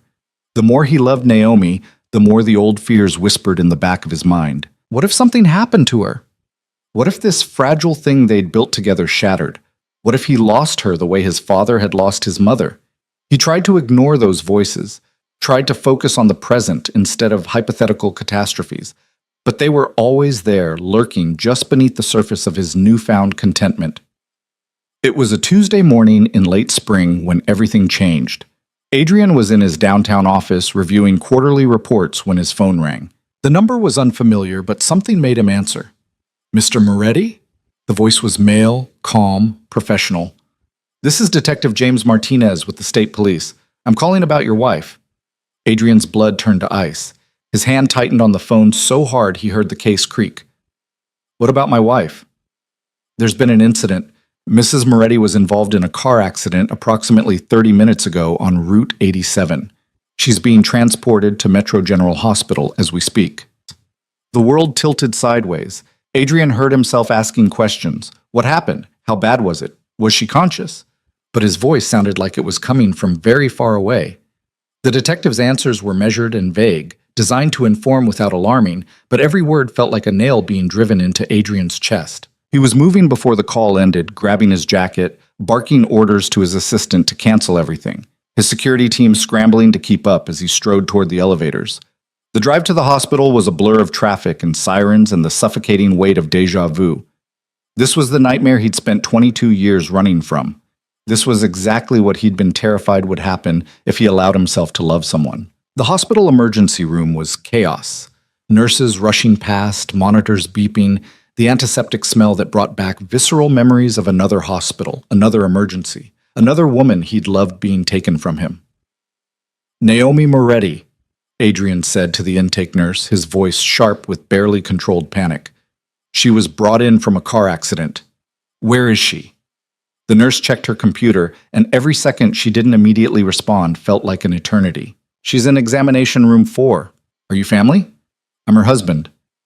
The doctor should be out shortly to speak with you. If you'll just wait. I need to see her now.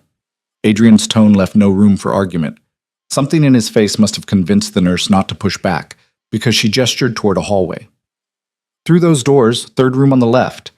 But Mr. Moretti, you should really wait for the doctor. Adrian was already moving. He pushed through the double doors and found examination room 4, his heart hammering so hard he could hear it in his ears.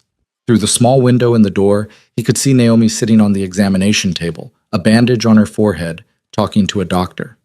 She was alive, conscious, talking. The relief that flooded through him was so intense it nearly drove him to his knees. He pushed open the door, and Naomi's head turned toward him. Her eyes widened in surprise. Adrian, what are you doing here? What am I? He couldn't finish the sentence, couldn't process the question. He crossed the room in 3 strides and pulled her into his arms, holding her so tightly she made a small sound of protest. I got a call. They said you were in an accident. I thought, hey, I'm okay. Naomi's arms came around him, her voice soothing. I'm fine. It looks worse than it is. Adrian pulled back just enough to examine her, the bandage on her temple, a bruise forming on her cheekbone, her clothes disheveled but intact.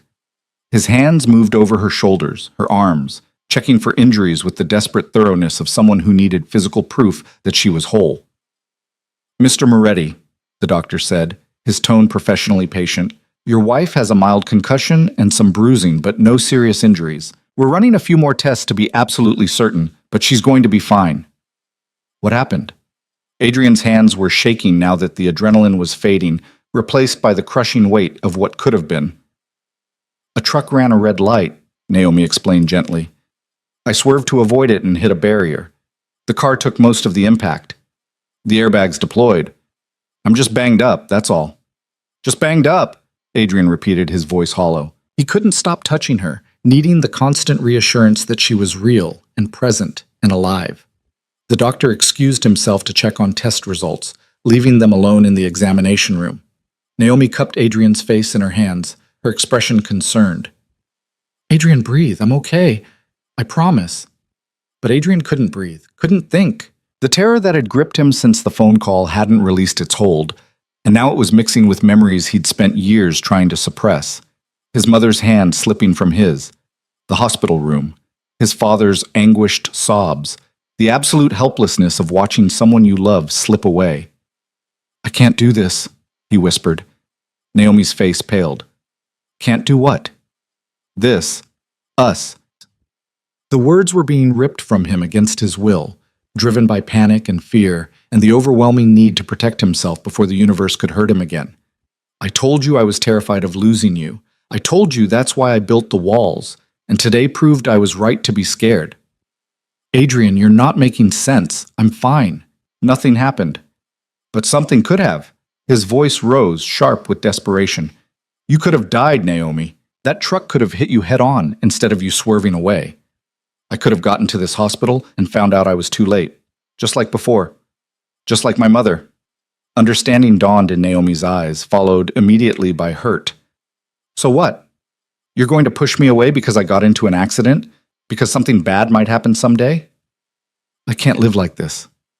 Adrian pulled away from her touch, needing distance, needing the familiar safety of his walls. I can't spend every day terrified that you'll be taken from me. It's too much. I was right the first time. This kind of vulnerability is weakness. It makes you powerless. Adrian, listen to yourself. You're letting fear make your decisions. Yes, because fear is rational. Fear keeps you safe. Love makes you vulnerable to unbearable pain. He was spiraling, he knew, but he couldn't stop it. The terror was too consuming, too visceral. I never should have let myself feel this way. I never should have torn down those walls.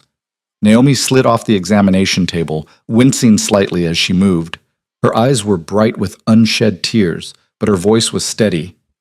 So that's it? One car accident and you're ready to throw away everything we've built? I'm trying to protect both of us.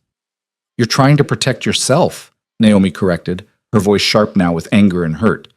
And you're using me as an excuse. This isn't about what happened today. This is about you being too scared to stay vulnerable, too scared to keep your heart open when it's hard. You don't understand. I understand perfectly.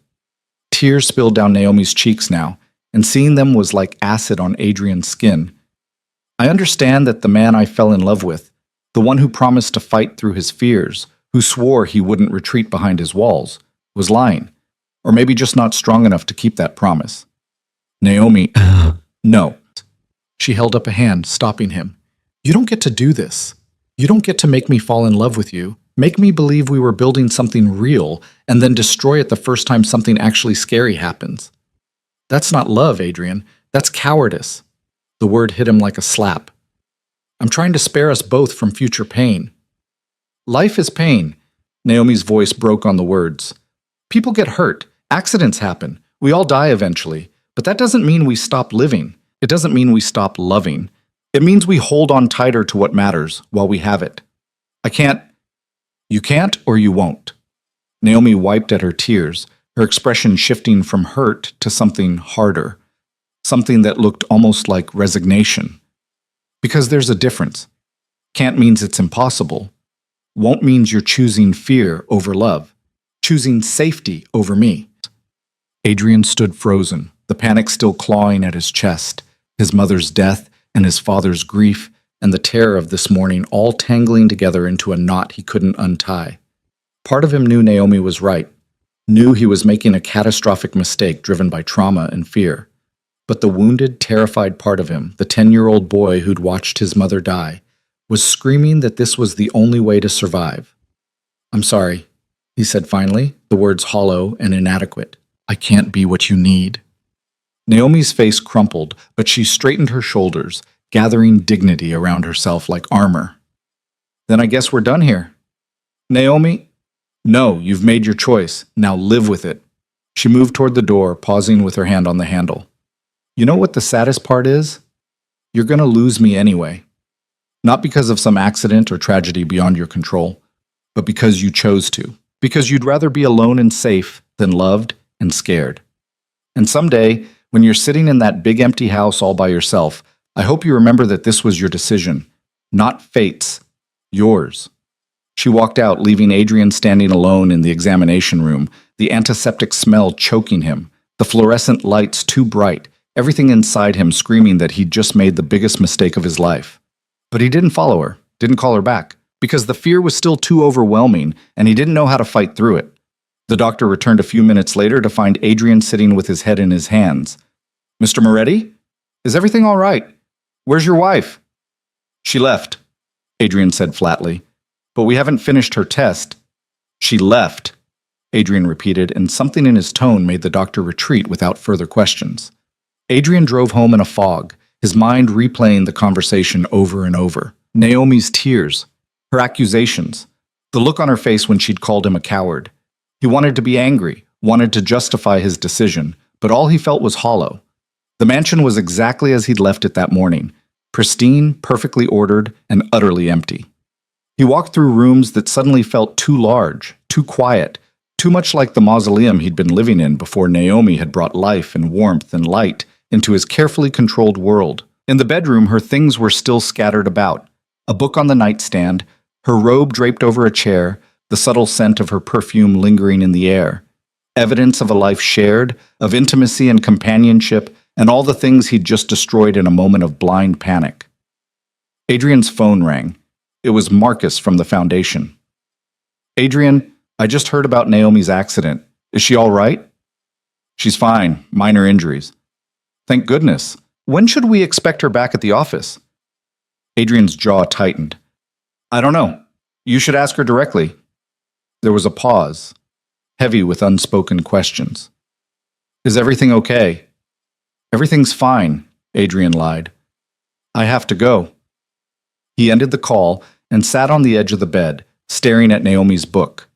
It was a novel about two people finding each other against impossible odds, rebuilding their lives after trauma. She'd mentioned it a few weeks ago, saying it reminded her of them. The irony was devastating. Days passed.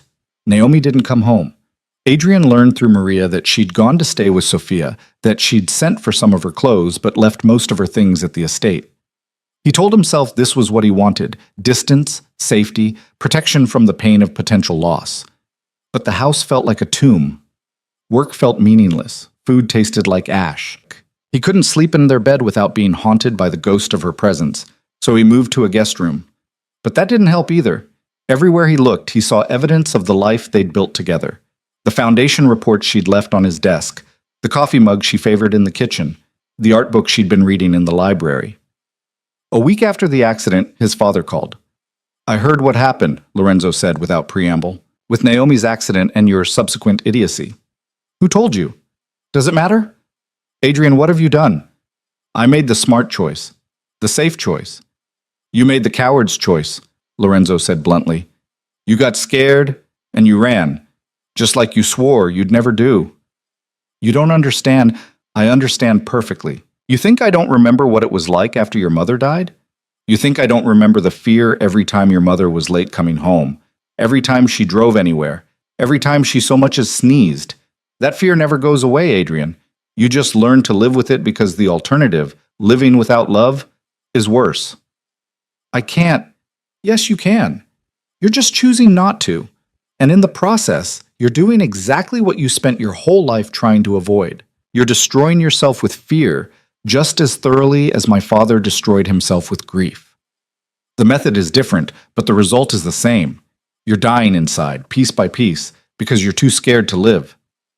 Adrian felt something crack in his chest. "I don't know how to fix this." "Start by admitting you were wrong, then fight like hell to prove you can be better." Lorenzo's voice softened slightly. "Your mother used to say that bravery isn't the absence of fear. It's loving someone anyway. It's choosing to be vulnerable even when every instinct screams at you to run. That's what separates the strong from the weak, son. Not who avoids pain, but who has the courage to risk it for something worthwhile." After the call ended, Adrian sat in his study for hours, his father's words echoing in his mind. He thought about his mother, not her death, but her life. The way she'd laughed at his father's terrible jokes. The way she'd held Adrian when he had nightmares. The way she'd loved fiercely and fully, right up until the end. She'd known life was fragile. She'd known that loving meant risking loss. And she'd done it anyway, with her whole heart. What would she think of the man he'd become? The fortress he'd built? The love he'd just thrown away because he was too terrified to risk being hurt? Adrian pulled out his phone and stared at Naomi's contact information. His finger hovered over the call button, but he couldn't make himself press it. What would he even say? How could he possibly explain or justify what he'd done? Another week crawled by. The Foundation's quarterly gala was approaching, an event Adrian had to attend as one of the primary donors. He knew Naomi would be there in her role with the Foundation. The thought of seeing her, of being in the same room while she looked through him like a stranger, was almost unbearable. But he deserved unbearable. He deserved every ounce of pain this was causing him.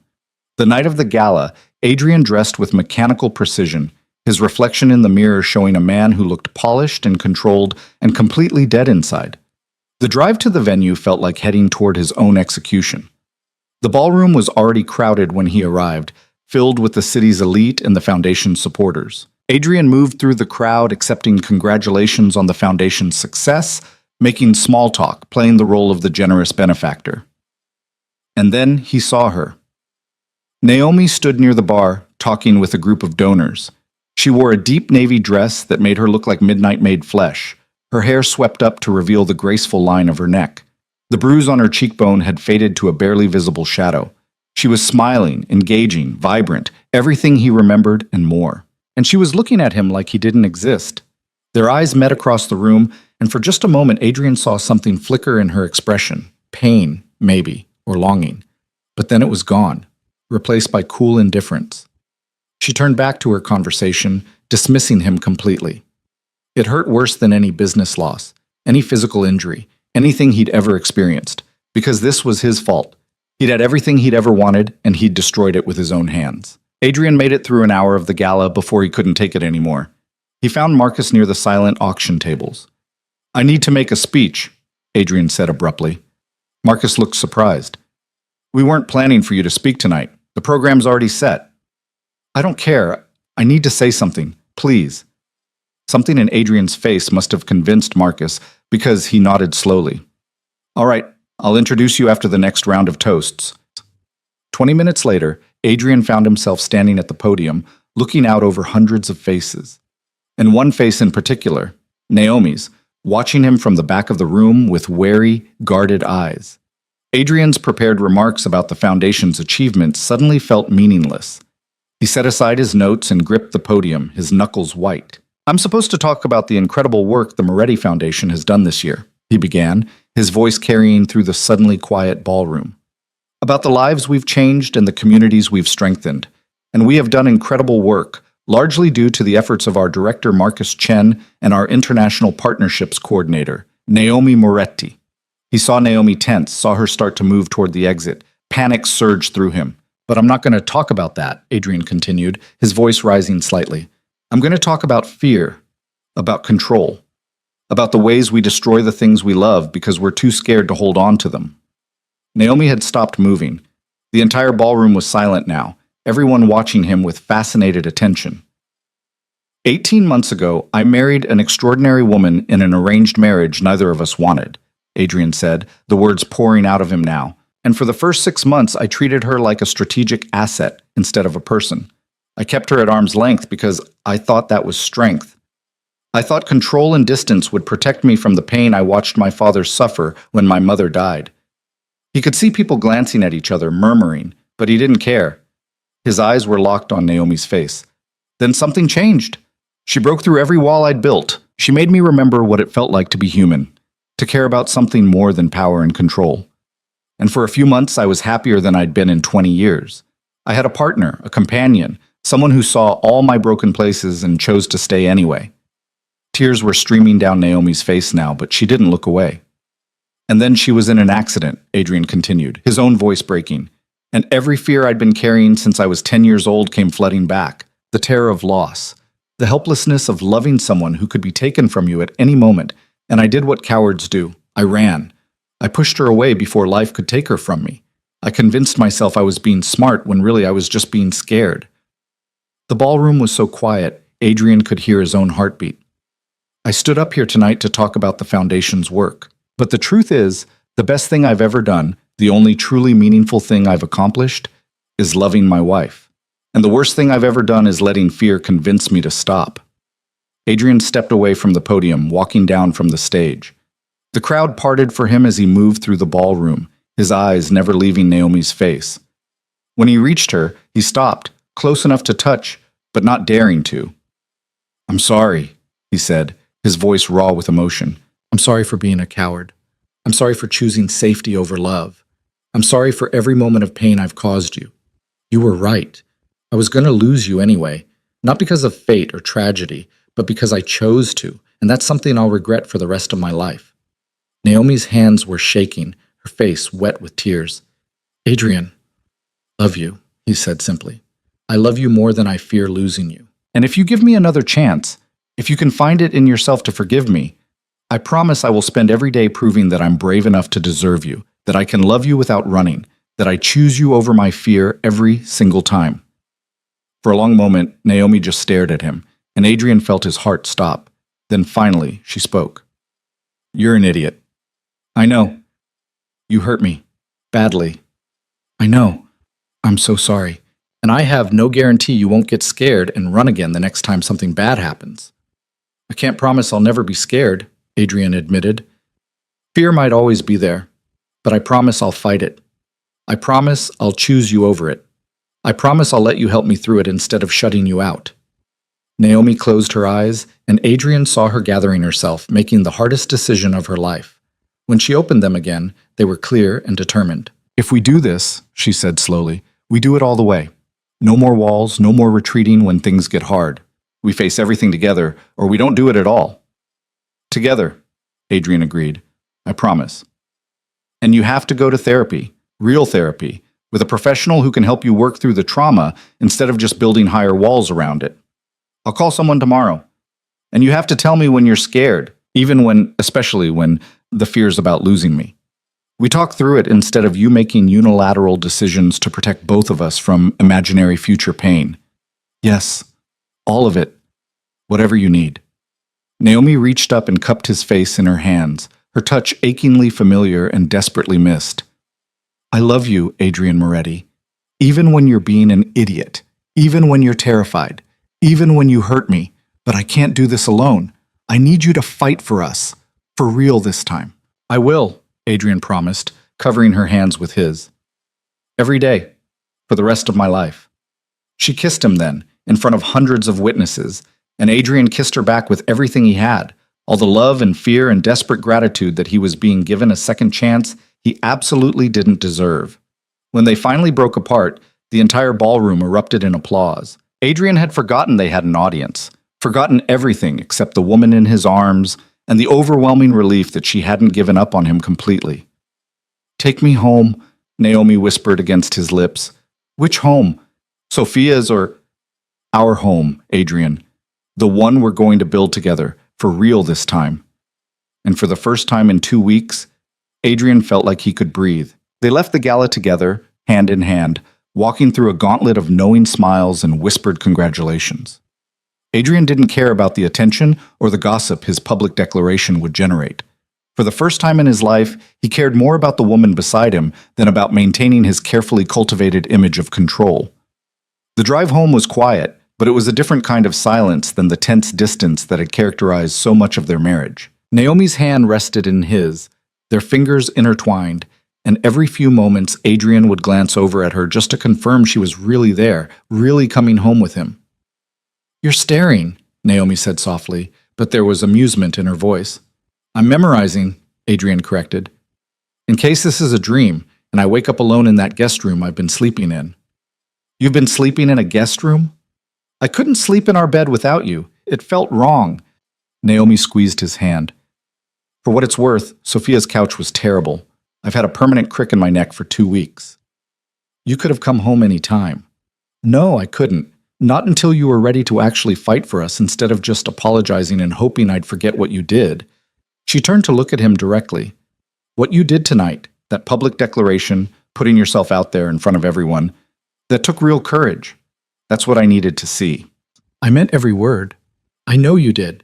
That's why I'm here. Naomi paused, then continued more seriously. But Adrian, you need to understand, I meant what I said too. No more walls, no more running when you get scared.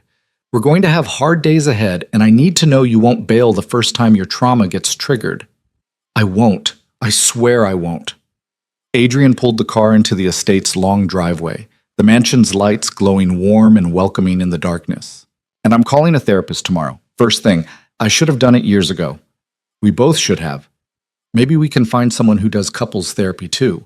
This isn't just about fixing you, it's about building something healthy together. Adrian parked the car but didn't immediately get out. Instead, he turned to face Naomi fully, needing her to see the sincerity in his eyes. I need you to know something. These past 2 weeks have been the worst of my life. Worse than losing my mother. Worse than watching my father fall apart. Worse than anything I've experienced. Because those things happened to me. This, losing you, was something I did to myself. And living with that knowledge, with the guilt and the regret and the absolute certainty that I'd destroyed the best thing in my life through my own cowardice, was unbearable. Tears glistened in Naomi's eyes. It wasn't exactly a picnic for me either.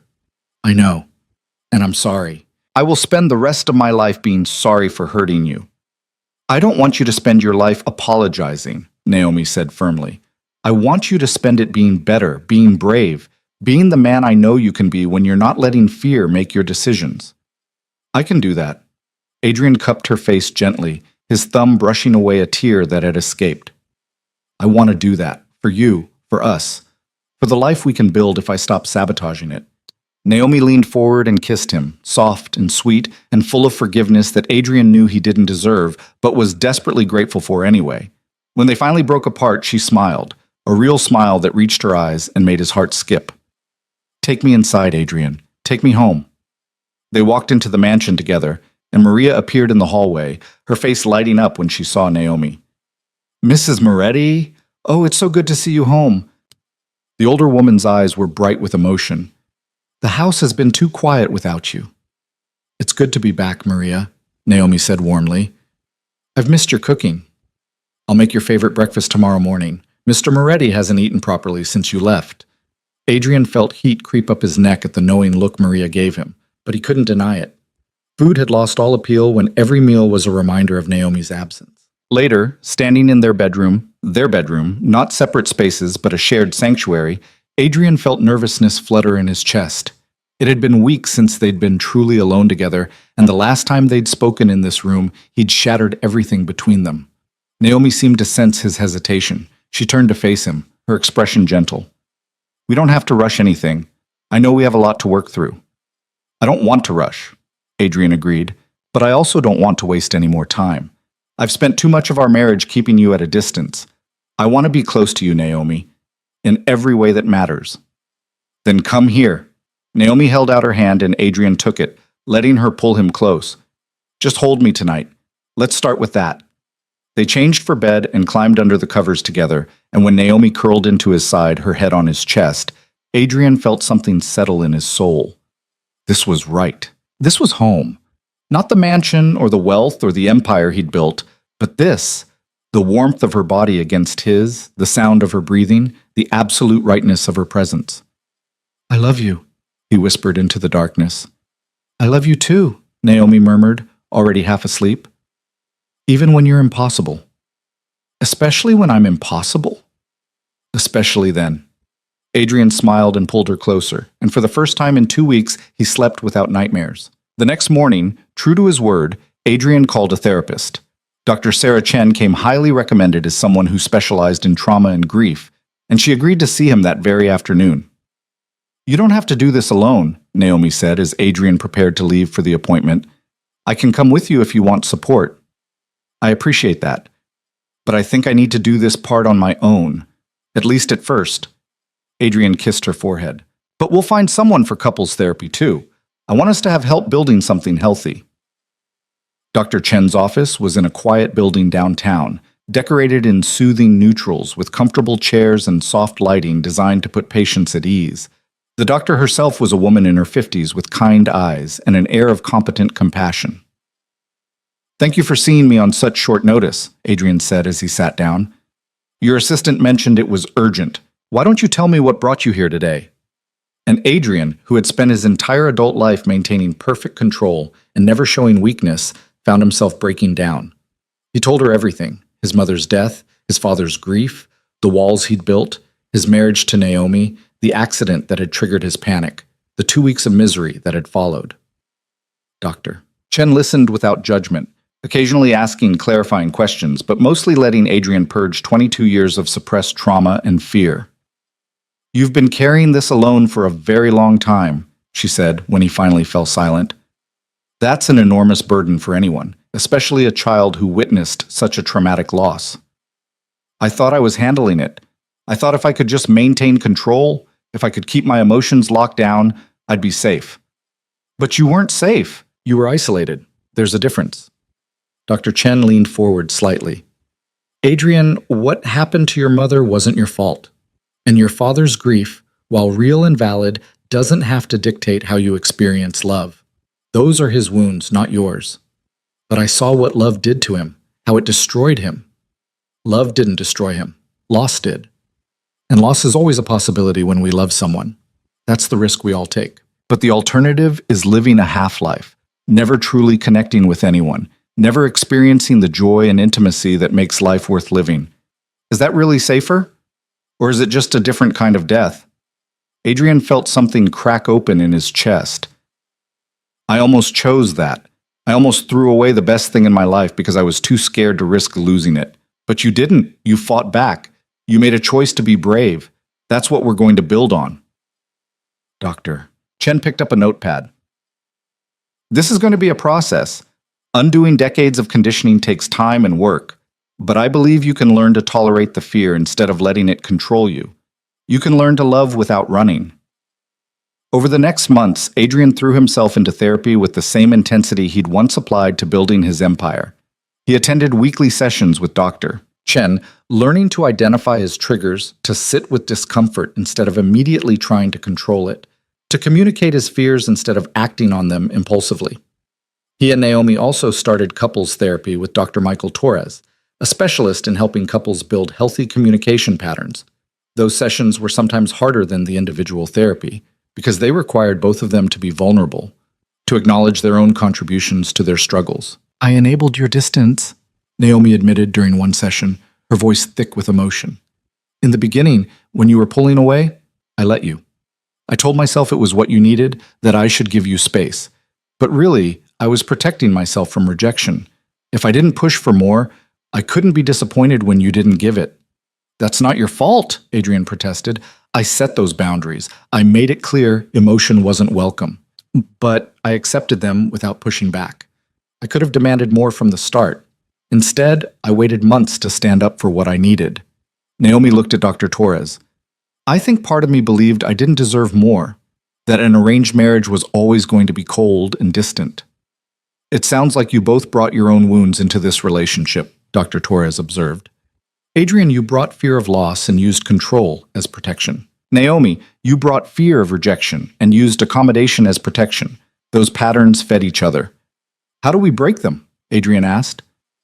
By doing exactly what you're doing now. Being honest about them, recognizing them when they happen, choosing different responses. Dr. Torres looked between them. You've both already shown you can change. The question is whether you can sustain it when things get difficult. Things did get difficult. A few weeks into therapy, Adrian had a business crisis that triggered all his old patterns. A major deal fell through, costing the company millions, and his first instinct was to retreat into his study and handle it alone. But Naomi, recognizing the signs, didn't let him. Talk to me, she said, blocking the study door. Tell me what's happening. I need to work. This is a disaster and you need to let me in. Naomi's voice was firm but not angry. This is exactly what we talked about in therapy. Something stressful happens, and your instinct is to isolate. But that doesn't work anymore. We're a team. Adrian felt the familiar urge to brush her off, to insist he had it under control. But he'd learned to recognize that urge for what it was, fear disguised as self-sufficiency. The Singapore deal collapsed, he said, the admission feeling like pulling teeth. 3 months of negotiations down the drain because their primary investor backed out. It's going to cost us $20 million and set our Asian expansion back by at least a year. That's huge, I'm sorry. Naomi stepped closer, her hand on his arm. What can I do to help? You can't fix this. It's a business problem. I know I can't fix it, but I can be here while you deal with it. I can remind you to eat and sleep. I can listen when you need to vent. I can help you think through alternatives. She squeezed his arm gently. You don't have to carry this alone. Adrian felt the tension in his shoulders ease slightly. I'm not good at accepting help. I know, but you're learning. That's what matters. Naomi pulled him into the study and sat down on the couch, patting the space beside her. Now tell me everything. Let's figure this out together. And they did. Naomi asked insightful questions that helped Adrian see angles he'd missed. She suggested reaching out to alternative investors. She reminded him of a contact in Tokyo who might be able to salvage part of the deal. By the time they finished talking, Adrian had a plan. Not a perfect solution, but a viable path forward. More importantly, he'd let her help. He'd shared the burden instead of carrying it alone, and it felt like a victory.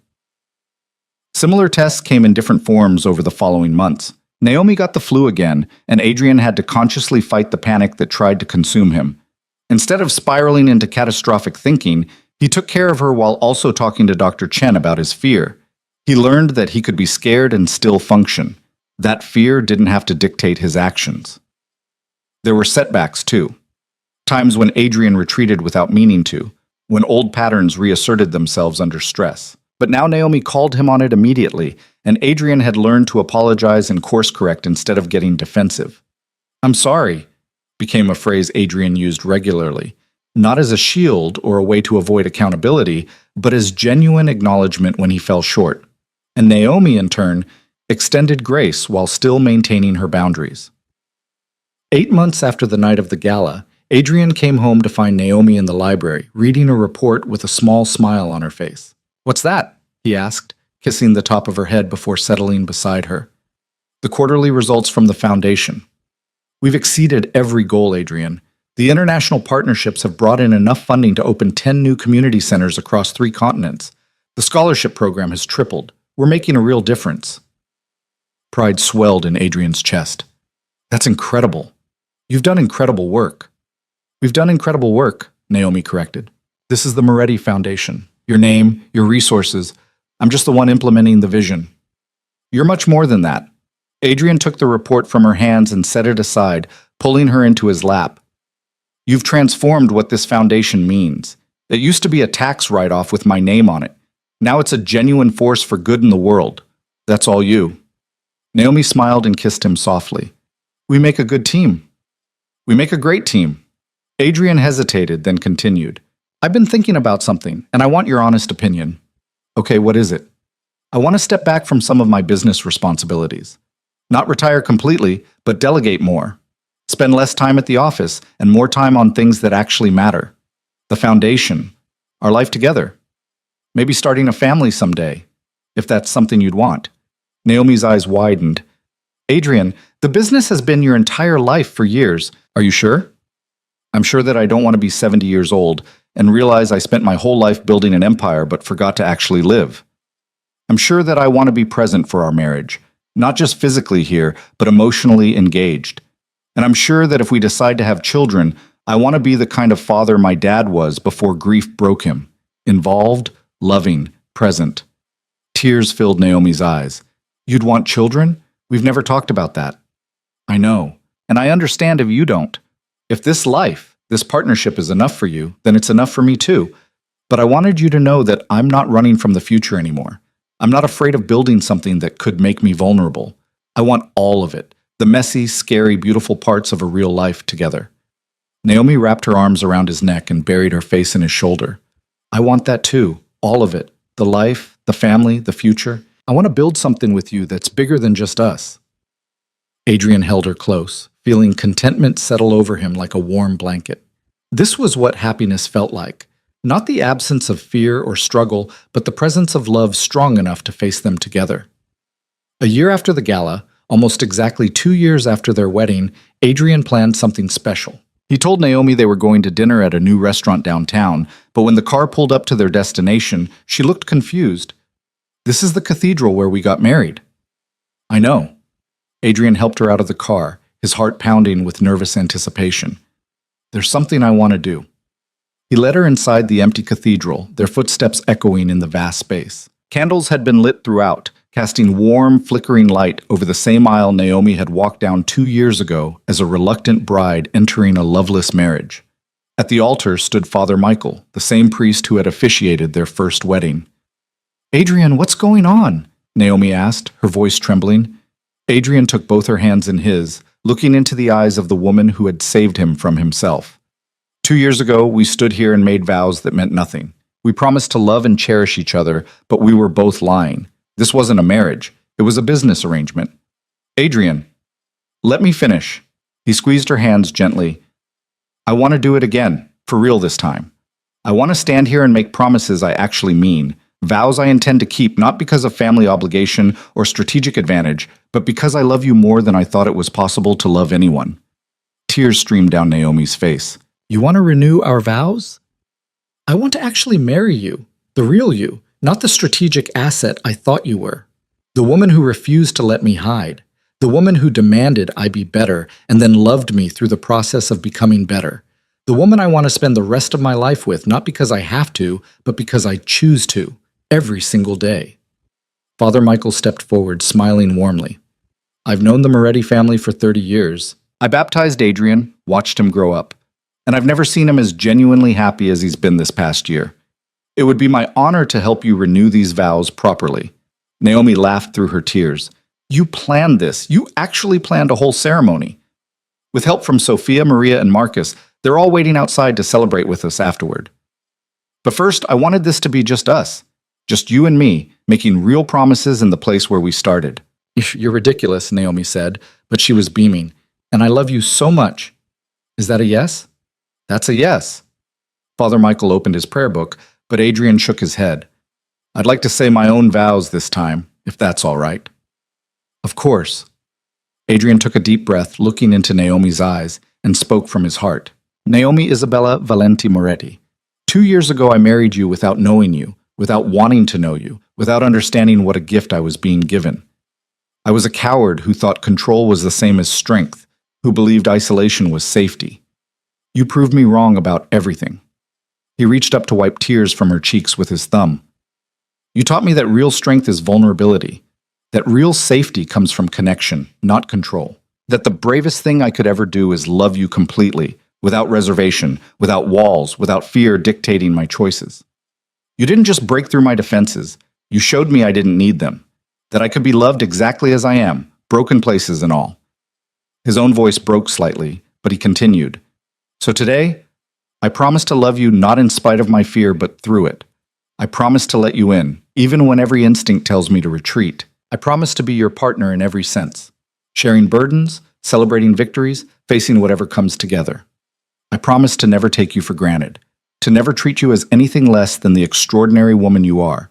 And I promise that when I inevitably fall short of these vows, I will acknowledge it, apologize genuinely, and work to be better. Because you deserve nothing less than my very best, and I will spend my life trying to give that to you. Naomi was openly crying now, but she was smiling too. My turn? Please.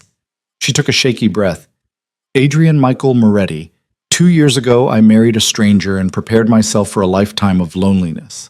I told myself I could survive a marriage without love, that I could build a life from whatever scraps of companionship you were willing to give me. I was wrong. I couldn't survive that, and I'm grateful I didn't have to.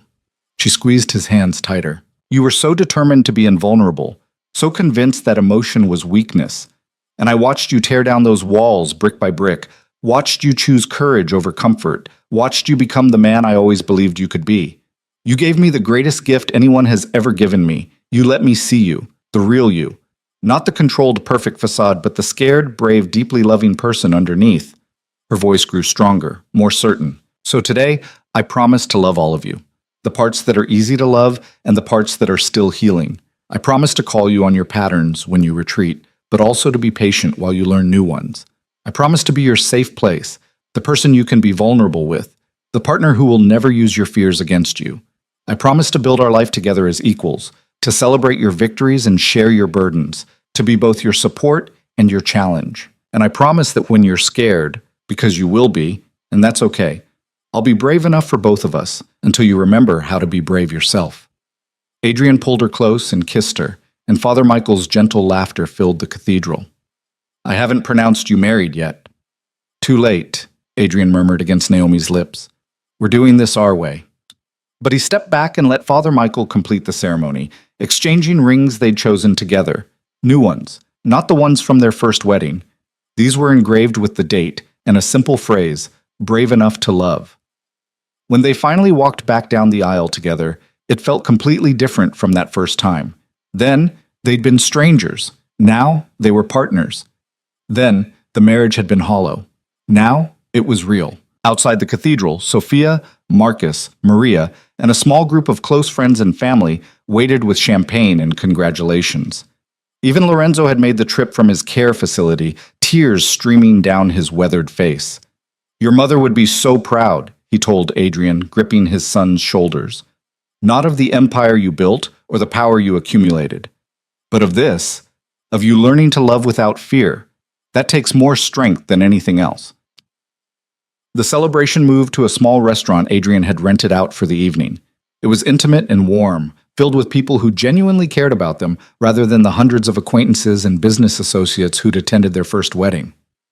During dinner, Sophia cornered Naomi with a knowing smile. "So, when are you going to tell him?" "Tell him what?" Naomi asked innocently. "Don't play dumb with me. I've known you for 10 years. I can tell when you're hiding something, and you've had that glow for weeks." Naomi bit her lip, then smiled. "I wanted to wait until after tonight. I didn't want to overshadow the vow renewal." "You're pregnant," Sophia squealed, then immediately lowered her voice at Naomi's frantic shushing. "Oh my God, you're pregnant. Does he know?" "Not yet. I only confirmed it yesterday. I'm going to tell him tonight. This is perfect. Naomi, this is everything." Later, after the celebration wound down and they returned home, Adrian and Naomi stood on the balcony of their bedroom, looking out over the grounds bathed in moonlight. "Today was perfect," Naomi said softly, leaning into Adrian's embrace. "Thank you for giving us a real wedding. Thank you for being patient while I figured out how to be a real husband." Adrian kissed the top of her head. "I know I still have work to do. Therapy is helping, but I'm not magically cured. I'll probably always have to actively manage my fear instead of letting it run on autopilot. That's okay. Growth isn't linear. We'll have good days and hard days. What matters is that we face them together." "Together," Adrian agreed. Then he felt Naomi tense slightly in his arms. "What's wrong?" "Nothing's wrong. The opposite, actually." She turned to face him, her eyes bright with emotion and something else. Anticipation, maybe, or nervousness. "I have something to tell you, and I'm not sure if the timing is terrible or perfect, but I can't keep it to myself any longer." Adrian's heart started to race. "What is it?" Naomi took his hand and placed it on her still flat stomach. "We're going to have a baby." For a moment, Adrian couldn't breathe, couldn't think. His mind went completely blank except for those 5 words echoing over and over. "We're going to have a baby." Then the fear hit, sharp and visceral and immediate. All his old demons rising up at once. What if something happened during the pregnancy? What if Naomi got hurt? What if he lost her the way his father had lost his mother? What if he wasn't strong enough to be a father? What if he passed on all his trauma and fear to an innocent child? But then he looked at Naomi's face, hopeful and scared and so full of love it took his breath away, and he made a choice. The same choice he'd been making every day for the past year. The choice to be brave, to love anyway, to trust that the joy would be worth the risk. "We're having a baby," he repeated, and his voice cracked with emotion. "We're going to be parents. Are you happy? I know we talked about it, but we didn't have a timeline, and I know this is fast, and if you're not ready..." Adrian silenced her with a kiss, pouring every ounce of love and gratitude and terrified joy into it. When he pulled back, he was smiling through tears. "I'm terrified. Absolutely terrified. But I'm also happier than I've ever been. We're having a baby, Naomi. We're going to be a family." "We're already a family," Naomi corrected gently. "We're just expanding it." Adrian pulled her close, holding her and their unborn child, and felt something settle in his soul. This was what his mother had known, that love was worth the risk, that fear would always be there, whispering warnings about all the things that could go wrong.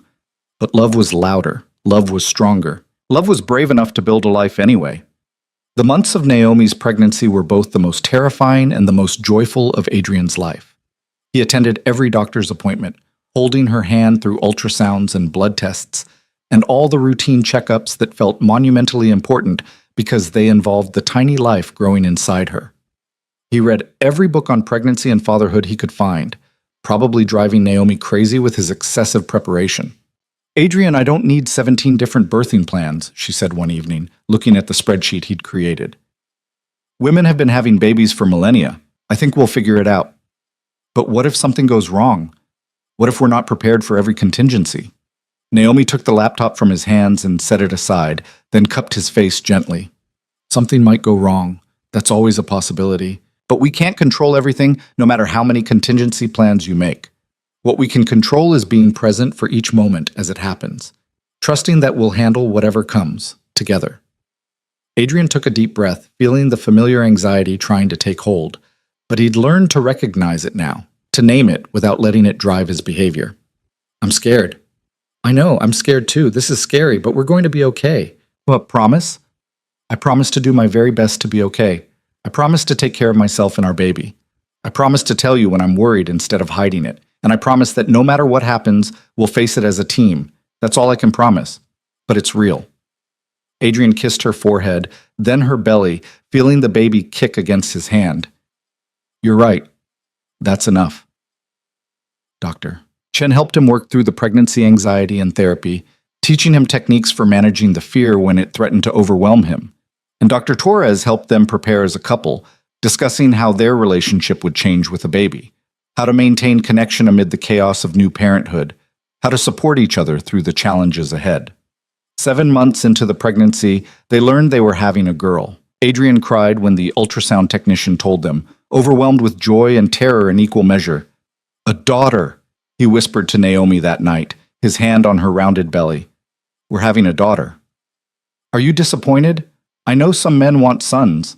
Disappointed? Naomi, I'm terrified and overjoyed and so grateful I can barely speak. This little girl is going to be so loved, so protected, so valued for exactly who she is, not what anyone expects her to be. What should we name her? Naomi asked. Adrian thought for a moment, then said quietly, Elena, after my mother, if that's okay with you. Fresh tears filled Naomi's eyes. Elena Moretti, it's perfect.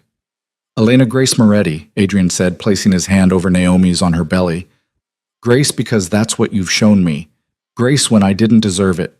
Grace that changed my life. Elena Grace, Naomi repeated softly. Our daughter. When Naomi went into labor on a warm October evening, Adrian experienced every fear he'd ever had about losing someone he loved, crystallizing into absolute terror. But he didn't run, didn't retreat. He stayed by her side through 16 hours of labor, holding her hand, encouraging her, being exactly the partner she needed him to be even when his own fear threatened to consume him. And when Elena Grace Moretti finally entered the world, screaming and perfect and absolutely beautiful, Adrian held his daughter in his arms and felt his entire world reorganize itself around this tiny, vulnerable human. She's perfect, he whispered, tears streaming down his face. Naomi, she's absolutely perfect. Naomi, exhausted but glowing, smiled at him. You're already a wonderful father. Look at how you're holding her. Adrian looked down at the bundle in his arms. His daughter, his child, the most precious thing he'd ever been trusted with. And he felt fear, yes. Fear that something would happen to her. Fear that he wouldn't be good enough. Fear that the world was too dangerous and he couldn't protect her from everything. But he also felt love. Overwhelming, transformative, unconditional love.